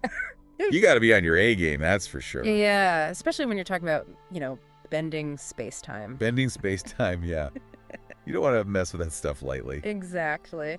Which, speaking of being prepared, I think we've got to talk about some of the tech that actually makes space travel possible. Okay. And full disclosure, I'm not talking about laser swords, although, come on, those would be amazing. They would be pretty cool, I have to admit. I'm talking about things like cryopods. Oh, yeah. We've all seen it. Hop in the pod, go to sleep, wake up decades, maybe even centuries later. Classic sci-fi trope. It's a classic, but in the world of, actual space exploration, Right. cryosleep, it's more than just a cool concept. Oh, it's essential. I mean, even with quantum drives, Right. some journeys, they just take time. Years. Years. Decades, even. Mm-hmm. So cryopods, they let travelers hit the pause button. On their lives. Basically, yeah. Yeah. They're preserving their bodies in this state of suspended animation. They wake up years, centuries later, and it's like no time has passed. But while you're in that cryopod, time's still moving on, right? Well, Out in the real world, what happens to relationships, events, the whole world you left behind? It makes you think about time itself, yeah, it's a question philosophers have been wrestling with forever. Yeah. And this technology Yeah. just makes it even more real. Imagine waking up and everyone you knew is gone. Or the whole world's different. It's exciting and terrifying. It's a lot to unpack. It really is. But on a, I guess, more practical level, cryopods have been huge. for medical procedures. Really? Oh, yeah. Especially in emergencies where, time is critical. It's like hitting fast forward on healing. Exactly. Makes you wonder what other sci-fi wonders are out there. Yeah, it really makes you think, doesn't it? All this tech, it's mind-blowing when you really stop and consider. I mean, the things we just carry around today It's crazy. would have seemed like magic a few hundred years ago. Totally. But speaking of pushing the boundaries, let's talk about what it actually takes to live out there among the stars. Because visiting a planet, that's one thing. Yeah. But building a life, making it home, that's a whole other story. It's like, it's got to be the difference between, like, visiting a new place on vacation, right? Right. Versus actually moving there. Absolutely. You got to learn the language, the customs, the whole deal. Adapt. Yeah, you got to adapt. And in space, that often starts with the planet itself. Okay. That's why we got to talk about terraforming. And, well, it's close cousin, geohacking. All right, break it down for me. So imagine these massive planetary engineering projects. Right. Like, the goal is to take these planets that are uninhabitable Yeah. and make them, well, habitable. Make them livable. Exactly. Yeah. And we're not just talking about, like, planting some trees here. We're talking about tweaking atmospheres, creating entire ecosystems from scratch, even messing with a planet's magnetic field. Wait, hold on. Manipulating a magnetic field, that sounds like, I don't know, something out of a movie, right? It might sound far-fetched, but the science is there. Trust me. See, a strong magnetic field, it's crucial. It protects a planet's atmosphere from getting stripped away by solar winds. Oh, okay. And without it, well, no breathable air for us. That's a problem. It's a big problem. And that's just one example. Terraforming, it's this delicate dance. You got to understand the planet's geology, the climate cycles, all of it. So it's like being like a planetary architect. Yeah, something like that. On a massive scale, of course. Of course, of course. But it's not just us humans doing this, right? From what I'm seeing here, the Shan, with their head start and all, Oh, yeah. they've basically turned terraforming into an art form. They've had millennia to perfect it.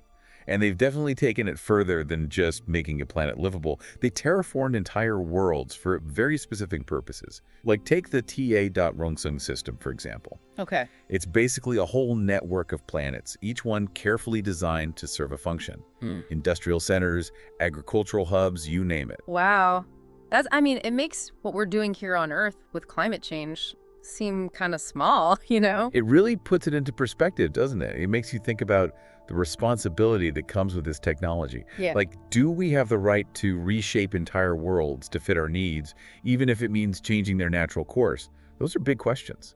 Really big. And I bet those questions are only going to get more complicated as we find new worlds, new life. Who knows? Yeah, it's something to think about for sure. Which reminds me, in all this talk about terraforming, about tech, we can't forget about the people side of space exploration, right? Absolutely not. We're out here meeting new species, got to understand their cultures, how to do the whole intergalactic diplomacy thing. Oh yeah, that's a big one. It's not always easy. Imagine trying to communicate with something that evolved on a completely different world. Different language, different customs, different everything. Oh man, that makes the Tower of Babel story seem like nothing. Right, a walk in the park. But luckily, it looks like we've got people working on that. Like, tell me more about the xenoanthropology stuff I keep seeing. So xenoanthropology, it's basically the study of alien cultures. It's a mix of anthropology, linguistics, psychology, all that good stuff. Plus, a whole lot of intuition. Wow, it's like a whole field. It is. And it's a Yes. crucial one. Because these xenoanthropologists, they're the ones who observe, analyze, interpret how these alien species behave. They're like the bridge, then. Exactly. They're essential for making sure we can establish peaceful relations, trade, all that good stuff. And most importantly, making sure that a little misunderstanding doesn't turn into an intergalactic incident. They're like, what, cultural ambassadors, building bridges across the galaxy? Do you have to, I don't know, do they have a degree in alien sociology now? That would be an interesting course, wouldn't it? Right. I imagine it involves a lot of observation, keeping an open mind, challenging your own assumptions about what intelligence even looks like. Right, what even is culture, right, when you're talking about a whole different species? Fascinating. But, speaking of challenging assumptions, what about those first contact stories? Oh, yeah. There got to be some wild ones, right? Some close calls where it almost went very wrong. Oh, absolutely. There's one that comes to mind. The encounter with Vernon Tar and the Banu back in 2438. Wait, the Banu, the ones who were all about trade and beautiful handcrafted goods. The very same. It all came down to a misunderstanding, a gesture. Okay. Apparently, with the Banu extending an open hand, you know, like how we do for a handshake. Yeah. Sign of aggression. Tar almost started an intergalactic war with a handshake. Whoa. Talk about a cultural faux pas. It just shows you we take so much for granted, right? Like a gesture, what we say, even just our facial expressions, it can mean something totally different depending on where you are in the galaxy. That's exactly why those xenoanthropologists are so important. Right. They give us the context, the tools to make sure we're communicating in a way that shows respect, you know? Yeah.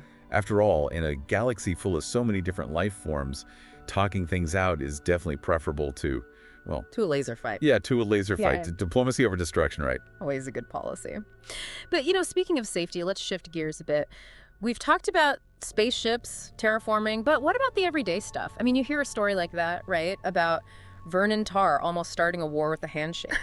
Yeah. And it really makes you realize those cultural details, super important. Oh, absolutely. But it also gets me thinking about the gear, the actual stuff you'd need out there. Right. The Space Explorer survival kit. What do you pack when the unknown is, well, actually unknown? Well, I'd say the Mobiglass is up there on the list of essentials. The Mobiglass. Yeah, forget smartphones. This thing's on a whole other level. We're talking communication, navigation, storing data, entertainment, you name it. It's like mission control, but in your pocket. Exactly. Yeah. And it's everywhere in the UEE. Oh. Explorers, colonists, everyone relies on it. Which is kind of wild, right? Like, we've got tech to terraform planets, travel faster than light, Yeah. but we still need these, personal devices to make sense of it all. It's about adapting, right? Yeah. And the Mobiglass, it's constantly evolving to meet those needs, whatever they may be. But speaking of adapting to harsh environments, let's not forget about a good environment suit. Oh, yeah, good point. Space is stunning, sure, but it's also, actively trying to kill you every second. Every second. And that's where a good environment suit comes in. Corrosive atmosphere on some new planet, vacuum of space got you down. It's your lifeline out there. So more than just, providing oxygen, right? Oh, way more. Modern environment suits, they regulate temperature, they've got radiation shielding, some even monitor your vitals, give you feedback in real time. It's like wearing a personal spaceship. Basically. It's pretty amazing what they could do these days, all to keep us humans alive out there. Speaking of keeping us alive, what about tools? I'm remembering now those Banu trading networks, you mentioned them earlier. Really? I'm guessing a good toolkit's got to be essential for them. You don't last long in that business without the right gear, that's for sure. And when it comes to humans, there's one that stands out, the Pyro RYT multi-tool. The Pyro RYT. Okay, yeah, I've heard of that.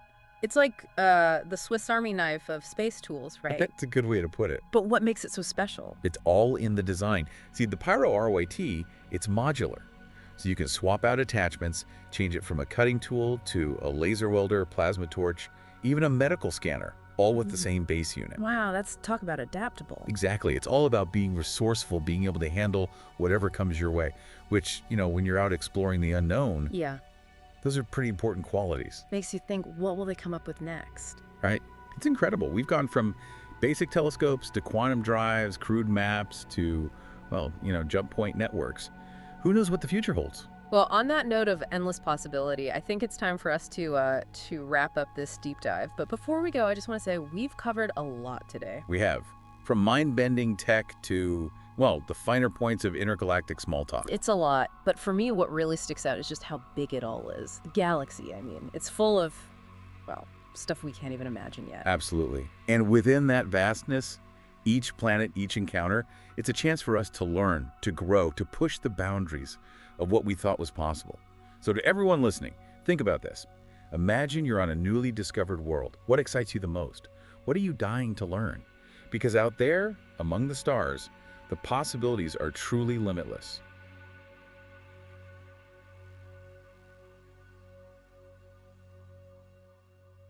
Hey everyone, and welcome back for another deep dive. Glad to be back. Today we're heading out into the black. Into the black. Yeah, to explore two star systems, Pyro and Santon. Two very different systems. Yeah, one is, you've got outlaws, you've got danger, and the other is, corporate. it's very corporate, yeah. Very organized. Yeah, and it's really interesting to contrast the two, and so That's what we're going to be looking at in this deep dive. It'll be interesting to see how these very different environments shaped the people that chose to settle them. Right. So, like, what happens when you leave people to their own devices versus, like, a corporation coming in and saying, this is how it's going to be? Right. And we've got some fascinating stories to tell. Definitely. So let's jump right in, shall we? Yeah, let's start with Pyro. Pyro. It's a K-type flare star system. Okay, so already just the name Pyro. You're thinking fire. You're thinking danger. Exactly. And that's no coincidence. Okay. Because these flares, these unpredictable bursts of energy from the sun, they make it a very, very dangerous place to live. So how do people even, like, how do you live on a planet where at any moment the sky could just light up and fry everything? Well, I think it speaks to that human desire to explore, to push the boundaries, even when it's dangerous, even when it's difficult. There's always someone who's willing to take that risk. Always. Especially when there's something valuable on the other side. Especially. So how was Pyro even discovered? Did someone just stumble across it on a drunken space fight one night? Not quite, though it is a story of a bit of luck and a lot of perseverance. Okay, hit me with it. So it all started in 2463 with a watch officer named Raj McGowan. Okay. He was on a routine tanker route through the Kanata system. Okay. When he picked up an unusual signal on his instruments, most people would have dismissed it as, Interference. exactly, just some kind of anomaly. Or base static. Right, but McEwen, he was meticulous, he logged it, he analyzed it. Wow. He even wrote a detailed report speculating about the possibility of a hidden jump point. So you're telling me that this one guy, just by doing his due diligence, might have stumbled onto a whole new star system. That's exactly what happened. That's incredible. So what happened? Did someone actually read his report? Well, it took a while, almost 30 years, actually. 30 years. This report was just sitting there gathering dust. Basically, yeah. Wow. But then advancements in jump point technology made it possible to actually go out and explore McEwen's theory. Oh, so they could finally test it. Exactly. What did they find? Pyrotechnic Amalgamated, the company that owned the tanker McEwen was on, they decided to take a gamble. They followed his coordinates, and sure enough, They found it. They found the jump point. they found it, Wow. leading them straight to Pyro. And a whole lot of untapped resources, I'm guessing. Exactly. So they hit the jackpot, right? I mean, new system, all those planets. It's like finding a gold mine in your backyard. Well, in a way, yes. But there's always a but, isn't there? There's always a but, especially with Pyro. Okay, so what's the catch? It's those solar flares, isn't it? Bingo. Good. They make mining and, well, just about everything else incredibly dangerous. Yeah, I can imagine. Imagine trying to build a house, and at any moment, the sun could just decide to, unleash a wave of fire and melt your foundation. That's not exactly conducive to long-term planning. Not at all. So what did they do? I mean, they didn't just give up and go home, did they? Well, they appealed to the UNE for help, hoping they'd provide support to develop some kind of technology to mitigate the risks of the flares. Makes sense. I mean, the UNE has deep pockets, right? Deep pockets and a vested interest in expanding human reach. Oh, so they were on board. Initially, yes, but the universe, as always, had other plans. Oh. In 2499, the Magnus system was discovered. Ah, Magnus, the system with the planet that's a prime candidate for terraforming. The very same. Yeah, I see where this is going. Suddenly, pouring resources into a dangerous, unpredictable system like Pyro seemed like a lot less of a good idea. Especially when you have a much more stable, potentially more rewarding option on the table. Exactly. So Pyro got put on the back burner. You could say that. And then, to add insult to injury, they discovered Terra, right? Right, in 2516. With a naturally habitable planet. Terra Third. Yeah, game over at that point, right? Pretty much. I mean, who needs a fixer-upper in a volatile system when you've got a turnkey paradise just waiting to be explored? It's the ultimate case of why buy the cow when you can get the milk for free? Exactly. So with Terra on the table, Pyro's allure, even for the UNE, waned considerably. Poor Pyro, left in the dustbin of cosmic history. Not quite yet. This is where things start to get really interesting. Oh. Because when the corporations started pulling out of Pyro, they left behind something of a power vacuum. Oh boy, I have a feeling I know where this is going. And that vacuum would soon be filled by a new breed of pioneers. Outlaws. Among others. This is where Pyro's story takes a turn for the, shall we say, more adventurous. Precisely. But we'll delve into that fascinating turn of events after a quick break. Sounds good. We'll be right back. Right back. So Pyro, huh? It's like the Wild West out there, but with solar flares instead of tumbleweeds. Yeah, it's a tough place to make a living, that's for sure. You think anybody's actually trying to, like, enforce any laws out there? Or is it just every man for himself? Well, with the corporations gone, there's really no one to enforce the law, is there? So it's basically a free-for-all. Pretty much, yeah. So who are these people, these pioneers, who are brave enough or crazy enough to call Pyro home? Well, you've got your independent miners, the ones who are willing to risk it all for a chance to strike it rich. The space cowboy types? Exactly. That's... And then, of course, you've got those who operate outside the law, those who see Pyro as a haven, a place where they can disappear and start over. outlaws, pirates, that sort of thing? That's putting it mildly. Yikes. It's a dangerous mix, and it makes for a very volatile social landscape. I bet. So it's not just the environment that's trying to kill you out there, it's also the other inhabitants. Precisely. So walk me through it. What's it actually like to live on these planets? Well, let's start with Monox, Pyro 2. The one that was supposed to be this big mining hub. That's the one. But it's a far cry from the bustling center of industry that Pyrotechnic Amalgamated envisioned. What happened? Did the flares finally take their toll? In a way, yes. How so? The constant threat of solar storms made it incredibly difficult to maintain any kind of infrastructure. And the corporations weren't willing to foot the bill. Not when there were safer, more profitable opportunities elsewhere. Right, so they packed up and left, leaving behind. A toxic wasteland, pretty much. Oh, that's rough. Yeah, the air is practically unbreathable, the land is scarred by mining operations, and the only people who remain are those who are either too stubborn or desperate to leave. And what about Terminus? That's Pyro's the Sixth, right? That's right, even more desolate than Monox. Really? Oh yeah, it's a barren wasteland, constant dust storms, barely any atmosphere to speak of. Sounds delightful. Not exactly a prime vacation spot. So why even bother going there? Well, it's become a haven for some of Pyro's more, shall we say, unsavory elements. Outlaws. Among others, yeah, they've established bases in the abandoned mining facilities, using them as hideouts and staging grounds for their operations. It's like something out of a space western, lawless frontier. Everyone's armed to the teeth.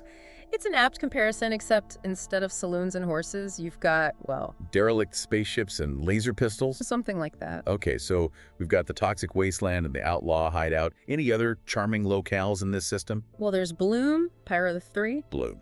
Okay, that one sounds almost, dare I say, pleasant. It's the only planet in the system that's naturally habitable, breathable atmosphere, even a bit of plant life. So there's hope for Pyro after all. Maybe. It's still a harsh environment.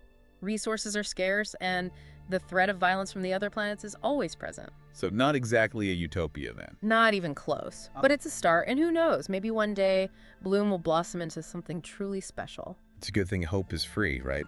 Especially out on the frontier. Speaking of frontiers, let's shift gears and talk about Stanton, shall we? Yeah, from one extreme to the other. Because if Pyro is the embodiment of chaos and unpredictability, Stanton is its polar opposite. Order, control, everything planned down to the last detail. And all orchestrated by, you guessed it, corporations. Stanton is a testament to what happens when you give corporations free rein to shape a star system in their image. And what an image it is. Indeed. All right, so we've got Stanton, the Wild West of corporate space, ripe for the taking. Each corporation with their own slice of the pie, eager to shape it in their own image. Speaking of, let's talk about those corporations, starting with Hurston Dynamics. Yes, Hurston Dynamics. They're the ones on Hurston, right? That's right, they snagged Hurston in the UE's auction. And what did they do with it?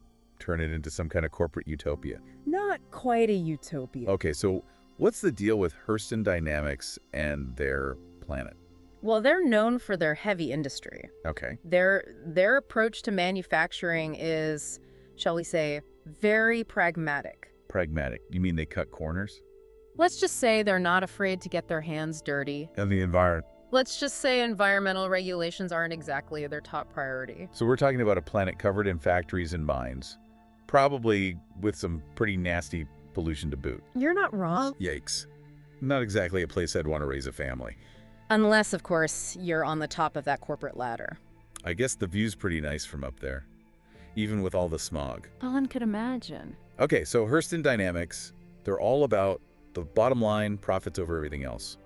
Essentially, yes. But hey, at least someone's keeping the lights on in the galaxy, right? That's one way to look at it. So who else did we have bidding on this corporate star system? Well, you've got Crusader Industries. a stark contrast to the utilitarian grit of Hurston Dynamics. Crusader Industries, they're the ones with Crusader, the gas giant, right? That's right, the one with the habitable upper atmosphere. Yeah. Yeah, so what do? They fill it up with floating billboards and luxury spaceports? Not quite, though they do have a flair for the dramatic. Okay, I'm intrigued. Give me the rundown on Crusader Industries. Imagine a company that values aesthetics as much as efficiency. Aesthetics. Yeah. And a corporation. That's a new one. Not for Crusader Industries. They believe that form and function should go hand in hand. Interesting. So how does that translate to, like, everyday life on Crusader? Well, for one, their architecture is stunning. Oh. They've transformed the old shipyards in Crusader's upper atmosphere into these beautiful, sleek structures, all gleaming metal and glass. So less industrial wasteland, more like futuristic art exhibit. Precisely. Wow, okay, that's actually pretty cool. They've even managed to integrate some of the local flora into their designs, creating these incredible, almost otherworldly gardens. Gardens on a gas giant. Well, in their upper atmosphere, where the conditions are more hospitable, Crusader Industries, they're all about pushing the boundaries of what's possible while still maintaining a certain, I don't know, elegance to it all. It's like they're trying to prove that corporations can be, dare I say it, cool? They certainly seem to think so. Okay, so we've got the industrialists and the aesthetes. Who else is vying for power in the Stanton system? Well, there's ArtCorp, the very embodiment of corporate efficiency. ArtCorp, they're the ones running. Well, ArtCorp, right? That's right. They own the planet that bears their name. And what have they done with it? Turned it into one giant office complex. In a way, yes. Mm. ArtCorp is a testament to their belief in progress, in constantly pushing the boundaries of technology and innovation. So it's like a planet-sized Silicon Valley. Something like that. Their cities are these sprawling metropolises, all gleaming skyscrapers and bustling streets. Sounds kind of overwhelming, to be honest. It can be. The pace of life on ArtCorp is relentless. Always on the go, always hustling. Exactly. Okay, so we've got the brawn, the beauty, and the brains. Who's our last contender in this corporate Royal Rumble? Last but certainly not least, we have Microtech.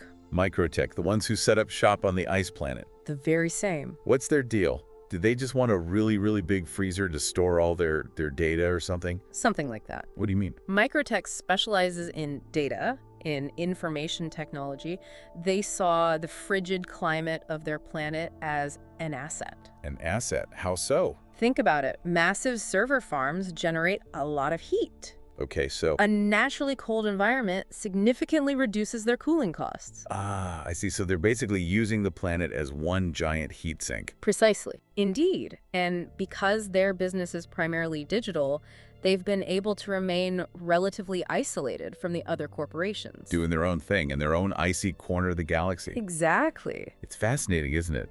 All these different corporations, all with their own unique visions, all coexisting within the same star system. It's a testament to the diversity of human ambition and the endless possibilities of space exploration. And somehow, it kind of works. Well, they've managed to avoid all-out corporate warfare, which is more than can be said for some other star systems. That's true. So how do they do it? Is there like a galactic UN keeping everyone in check? The UEE still maintains a presence in the system. They handle things like interstellar trade and external security threats. But what about internal disputes? What happens when two corporations can't agree on, say, import tariffs or something? Well, that's where the Stanton System Conference comes in. Okay, what's that? Once a year, the CEOs of all 4 corporations meet to discuss matters of mutual interest. Oh boy, that must be one heck of a meeting. It can get lively. I bet. So they hash out their differences, try to find some common ground, and hopefully avoid blowing each other up. Essentially, yes. Well, whatever they're doing, it seems to be working. For now, at least, Stanton remains a beacon of corporate ambition and, dare I say, cooperation. It makes you wonder, though, doesn't it? What's the end game here? That's the question, isn't it? What happens when these corporations have fully realized their visions? What happens when the entire system is carved up and divided amongst them? What happens when there's no more room for expansion? That's a question for another deep dive, perhaps. Good point. We don't want to get ahead of ourselves, but it really makes you think, about the future, about the role of corporations, about the very nature of humanity's expansion into the stars. The possibilities, as they say, are endless. They are, and that's both exciting and a little bit terrifying, don't you think? Perhaps that's the nature of exploration, always pushing into the unknown, never quite sure what we'll find. Well, on that note, I think we've given our listeners plenty to think about today. Indeed, food for thought for even the most seasoned space explorer. So, until next time, keep looking up at those stars, and who knows, maybe one day we'll be deep diving into a star system shaped by you. Now that's a thought, isn't it? This is The Deep Dive, signing off.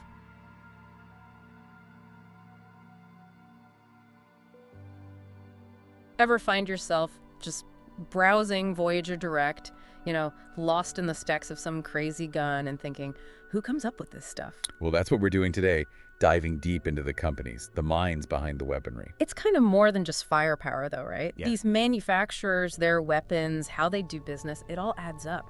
It tells you a lot about Star Citizen itself. Right. It's a window into exactly. the soul of the verse, in a way.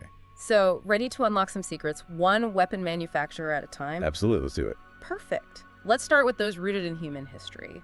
Bearing Applied Technology, Klaus and Werner, Gemini. Those are practically household names, right? More like institutions. Yeah. And their history. It's a long one. Bearing, for example. They've been top dogs since, 2554? Their laser tech really set the bar. Right, but they're not just weapons, are they? No, not at all. Computers, shields, missiles. They got their hands in everything. I even heard rumors about some top-secret bearing labs out in the Killian system, working on who knows what for the UE military. Makes you wonder who's really in charge sometimes, huh? It does make you wonder. But about bearing, kind of ironic, actually. What's up? They almost went bankrupt early on. You're kidding. I always thought they were giants from the start. Nope. They had some rough years, especially competing with Klaus and Werner, founded by, get this, a former Bearing employee. Now, that's how you make a statement. What was K&W's angle? What made them stand out? Think less mass production, more like handcrafted quality. Each weapon's like an extension of the pilot, I can see that. That rugged, classic feel. Their Arclight 2 pistol even made it onto that Spectrum show, The Frontier. Talk about product placement. They weren't subtle, that's for sure. But it clearly worked. And you can't talk about different approaches without mentioning Gemini. Talk about adapting to the market. Oh, absolutely. They were all about kinetics originally. Sure. But when laser tech took over, smart move, they bought out Octa, that little energy weapon startup, back in the 2930s, I think. Went from old school ballistics to cutting edge energy weapons practically overnight. Now look at them. Sleek designs definitely found their niche. But it makes you think, how do these smaller guys, the niche companies, how do they even survive next to these titans? Like Ultiflex. Right? Yeah, Ultiflex, good example. They just do combat knives, but that FSK-8 they make. Yeah. Legendary. Standard issue for the UEE military, even in civilian survival kits. It's proof that sometimes focusing on one thing, perfecting it, that's the key. Do one thing and do it well. Exactly. But niche doesn't always mean purely practical, does it? Take Preacher Armaments. It's niche, but with, let's say, personality. With Preacher on your side, they haven't got a prayer. Hard to forget that slogan. A bit much, maybe, but unforgettable. And that's what matters. These companies need to stand out. It's true. It's almost like they're not just selling a gun, they're selling an image, a story, their whole deal. They buy into a brand as much as a weapon. Exactly. It's fascinating, though, how certain weapons, they kind of become relics. Yeah. Like the TEJ-8. The TEJ-8, oh, you mean that old combustion pistol. 200 years they made that thing. I know, right? 2 centuries. Some would say that speaks to its reliability. But yeah, collector's item now. Shows you how far we've come. From those clunky combustion models to the energy weapons of today. Makes you wonder, though, is there ever going to be, like, a comeback? For the old designs. Yeah. I mean, everything old is new again eventually. Enough. And some manufacturers never fully abandoned ballistics anyway. Oh, absolutely. Like Golden Lion, they still cater to that crowd. The ones who prefer a good, solid thud of a kinetic round over the hum of a laser.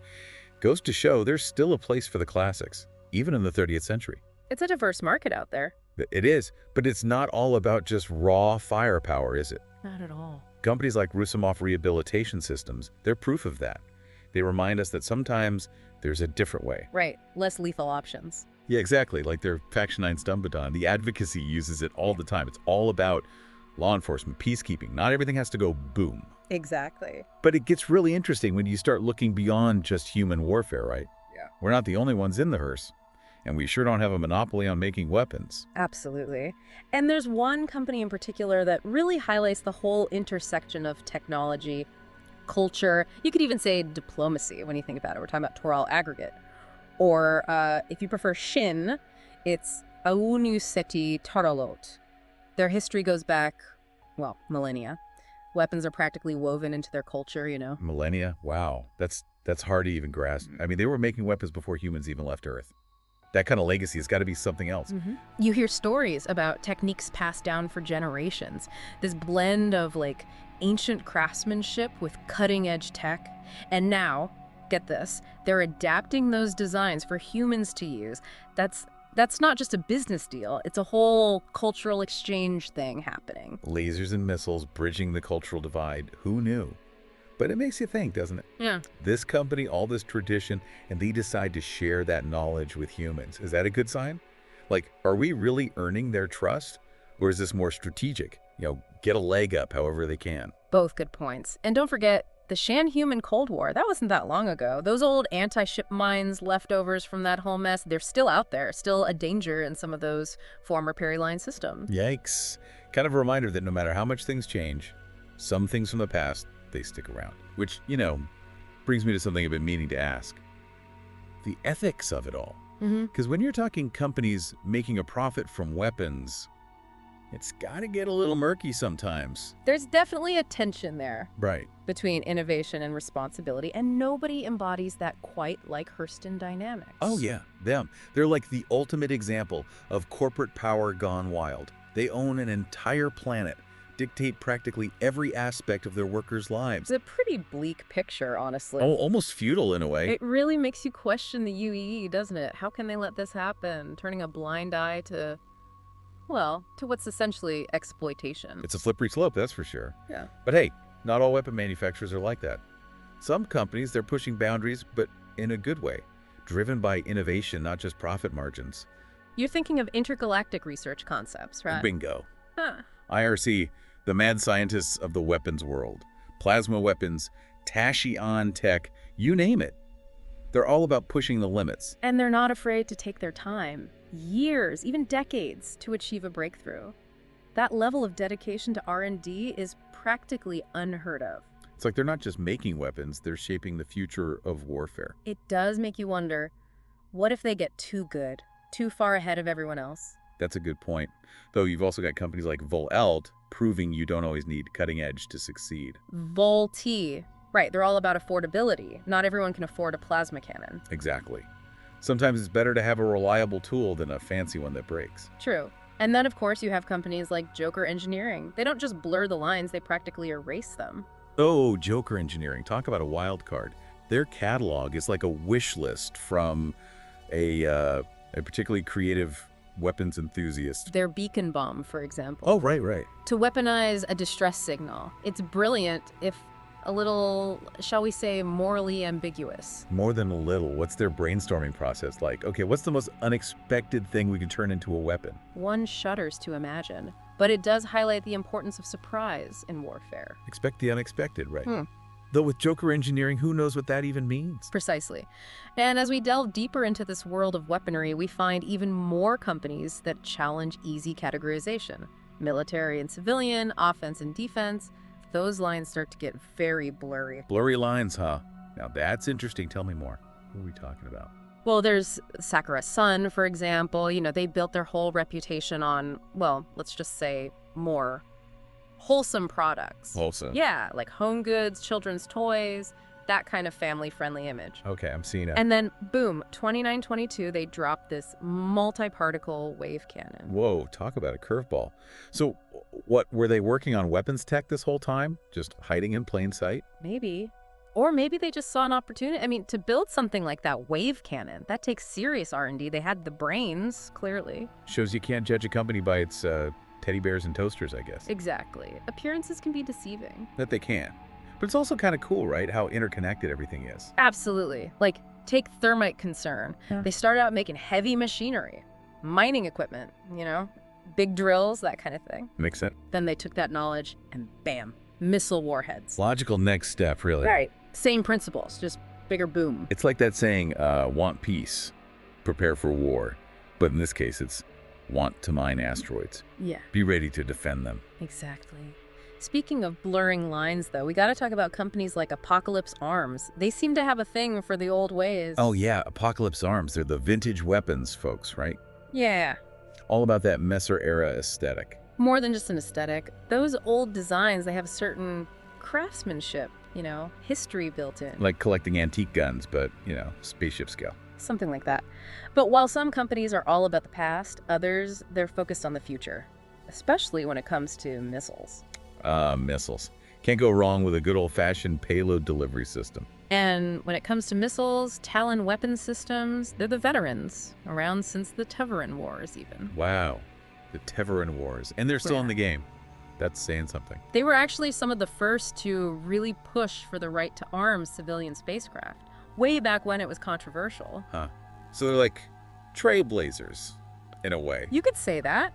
Their legal battles back then, they set a precedent, shaped the way self-defense works in the UEE even today. Really makes you think these companies, they're not just building weapons, they're shaping society itself. Powerful stuff. It is. And then you've got the newcomers, like Badger Bad, trying to shake things up. Badger Bad, right. They're going for the high-powered but cheap angle. A risky strategy. You get what you pay for, especially with weapons. Tell it to Nova Pyrotechnica. Remember them. They were notorious for their budget-friendly firepower, except when it didn't work. Right. Their reliability issues were legendary. It's like the saying goes, the best weapon is the one you have when you need it. Unless, of course, it decides to misfire at the worst possible moment. Very true. It's a good reminder that for all the advanced tech in the verse, sometimes it comes down to the basics. Does it work or doesn't it? No point having a fancy gun if it jams when you need it most. Yeah. So where does that leave us? It feels like we've only scratched the surface of this whole world of weapons manufacturers. We have, but if there's one thing we've learned, it's that these companies, these weapons, they're a reflection of Star Citizen itself. The ambition, the innovation, the conflicts, it's all there. It's more than just pointing and shooting, isn't it? It's about the stories behind the tech, the people who make it, the ones who use it. Exactly. And those stories, they're still being written. Every new weapon, every corporate merger, every conflict, it all adds to the tapestry of this universe. So next time you're browsing Voyager Direct, lost in the specs of some futuristic gun, remember, it's more than just metal and energy. There's a whole universe of stories behind that trigger. Thanks for joining us as we delve into the fascinating and sometimes terrifying world of Star Citizen's weapon manufacturers. Until next time.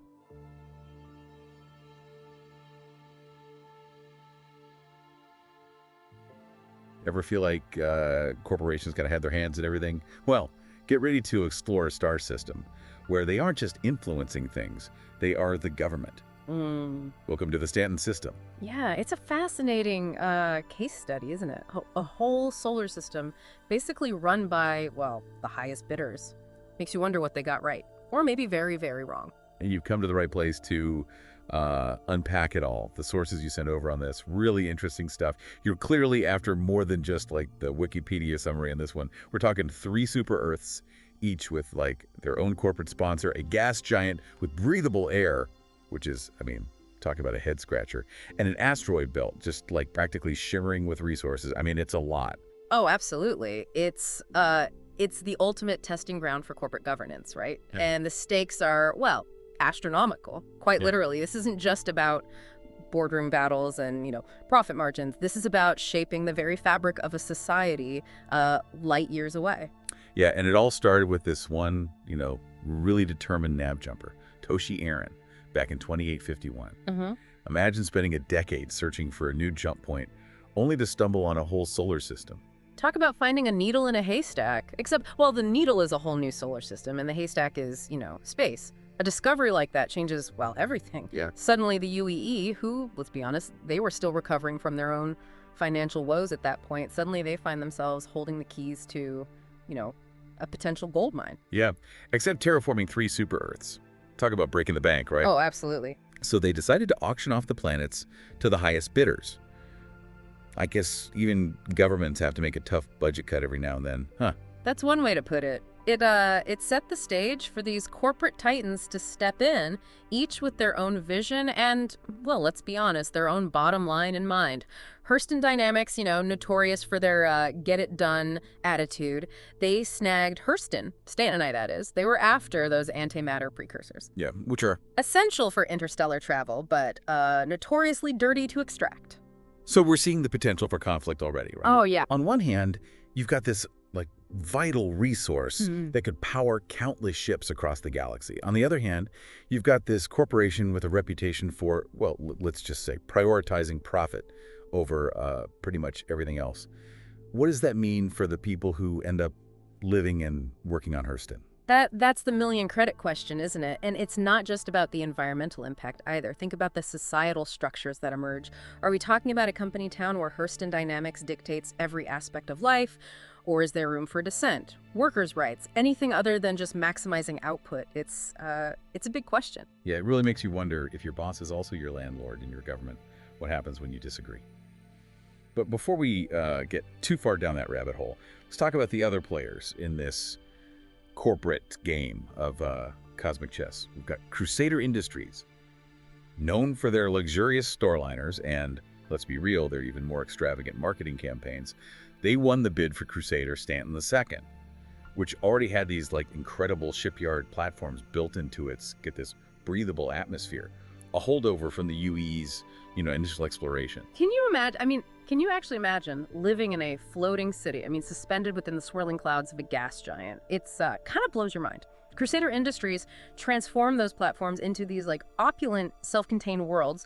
They're marketing it as this harmonious blend of industry and natural beauty. Yeah, knowing their flair for the dramatic, I bet it's quite the spectacle to behold. Yeah. But you got to wonder, behind the perfectly manicured gardens and the zero-gravity spas, what's it really like to live under the thumb of a corporation that's basically, well, they're selling a lifestyle, right?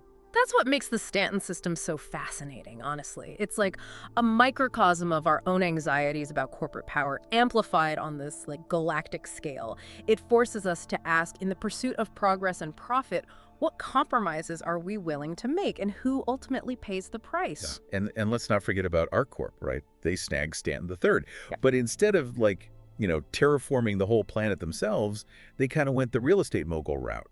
Yeah, they basically turned ArcCorp into this giant corporate co-working space, leased out sections to, a whole host of industries, created this melting pot of competition and collaboration. You've got ship manufacturers practically rubbing shoulders with pharmaceutical companies, tech startups trying to out-innovate each other. It's a tangled web of contracts and, well, let's be honest, cutthroat deals, all under the watchful eye of ArcCorp, of course. So it's less about pushing one corporate identity on everyone and more about creating this ecosystem where, theoretically at least, anyone with a good idea and enough hustle can make it big. In theory, yeah. But let's not forget who ultimately benefits from all that hustle. It's a delicate balance, right? Providing a platform for opportunity while also maintaining control. It begs the question, who watches the watchmen? If ArcCorp is responsible for regulating this corporate free-for-all, who's holding them accountable? Good question. And then there's the kind of the wild card in all of this. Stanton IV, better known as Microtech. Now this is where things get really interesting, because they took one look at this, frozen wasteland, and saw opportunity. Not just any opportunity, they saw the perfect environment for their server farms, cold, remote, and teeming with those rare earth elements needed for all their tech. They transformed this icy rock into the digital heart of the Stanton system. Just picture a world where every surface is a potential circuit board, where the air crackles with data and the aurora borealis is just a side effect of all that processing power. It's something else. Talk about a system update, right? But what's it like to live in a place where the pursuit of technological advancement is practically woven into the atmosphere? Do people have time for anything else when they're just surrounded by constant innovation? That's the paradox of microtech, isn't it?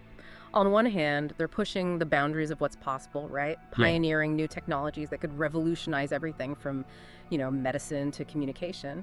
On the other hand, it's a culture that can feel, well, isolating, even dehumanizing at times. There's a certain irony to a company that, connects billions through its technology, but struggles to foster meaningful connections in its own backyard. Yeah, it makes you wonder. In a world obsessed with the next big thing, what happens to the people who aren't constantly innovating? The ones who are content with a simpler life. Are they left behind? Or is there, is there space for them in this digital utopia? It's a question worth pondering, especially as our own world becomes, increasingly reliant on technology. But let's not forget about the elephant in the room, or rather the asteroid belt in the system, the Aran Halo, chock full of, well, valuable resources and a source of constant tension. Because Crusader Industries never wanted to miss an opportunity, they decided that owning a planet with a, stunning view also meant owning the space rocks next door, right? Even though it wasn't exactly in the initial contract. Ah, yes. The fine print. Always where the real story lies, right? Crusader claims proximity equals ownership, while the UE is still trying to figure out if cosmic squatters' rights is actually a thing. And while they're busy arguing over who gets to dust off their mining lasers, you got independent prospectors, mega corporations, and, well, everyone in between, all trying to get their piece of the pie. It's a recipe for chaos and, well, potentially for innovation. This kind of free-for-all, it can lead to, technological breakthroughs as each player tries to, well, outmaneuver the others. Think about the advancements in, like, mining technology, resource extraction, even security measures that could emerge from this, this scramble for the Aran Halo. Of course, those advancements, they always come at a price, don't they? Who's ensuring ethical mining practices, environmental protections, worker safety? When you've got, that many players operating outside of any traditional regulations. Precisely. And that's where things get really interesting. Does the UEE, step in and assert its authority, potentially sparking a conflict with these corporations that are, let's face it, used to getting their own way? Or do they allow this free market experiment to play out, risking the potential for exploitation and, environmental devastation? It's a classic dilemma, isn't it? Yeah. Balancing progress and profit with, well, responsibility and long-term consequences. Yeah. And speaking of balancing acts, what they say about too many cooks in the kitchen? Imagine what happens when all these CEOs get together for their annual Stanton System conference. Oh, I wouldn't call it a conference. More like a high-stakes poker game, really, with each CEO holding a handful of planets as their, well, chips. Okay, so picture this, right? You've got the CEO of Hurston Dynamics, probably still wearing their, work boots from a site inspection, right?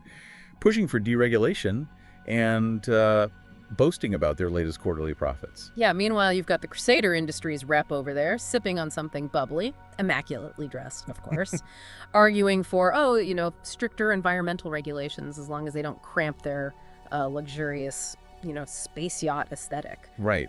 And let's not forget the Microtech CEO probably patched in through some experimental holographic tech, advocating for expanded data networks and, I'm guessing tax breaks for, innovation. Oh, absolutely. It's this fascinating clash of egos and ideologies with, well, the fate of an entire star system hanging in the balance. Do these conferences actually result in, compromise? Or is it just gridlock? Or maybe something even more unexpected happened? And what about the people, right? The ones who actually call this, this corporate-run system home. The sources you mentioned, rising tensions. Protests erupting on Hurston over, the lax environmental regulations, whispers of unionization efforts on arc cores, those crowded sky cities. It's a stark reminder that even, light years away from Earth, the struggle for workers' rights, for a voice in the face of corporate power, it continues. These aren't just abstract policy debates. These are about, real lives being impacted, real people. Which brings us back to you, our listener.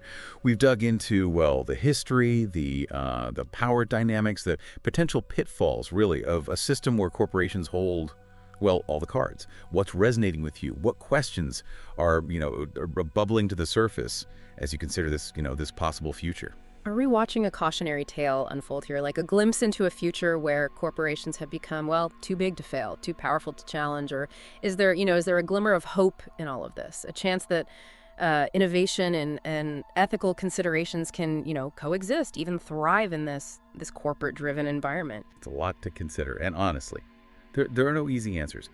But if this deep dive has taught us anything, it's that the future of space exploration, and maybe humanity itself, hinges on finding that balance. A balance between, progress and responsibility, ambition and empathy. the bottom line and, well, the well-being of every soul brave enough to venture, beyond the familiar. It reminds us that even in the vastness of space, the human element, it remains the most crucial factor. The choices we make, the values we prioritize, those are what will ultimately determine what kind of future we build, among the stars. So as you continue to explore the Stanton system through these sources and your own curiosity, keep asking those tough questions. Because the answers, well, they just might shape our future. One star system at a time. Until next time, keep diving deep.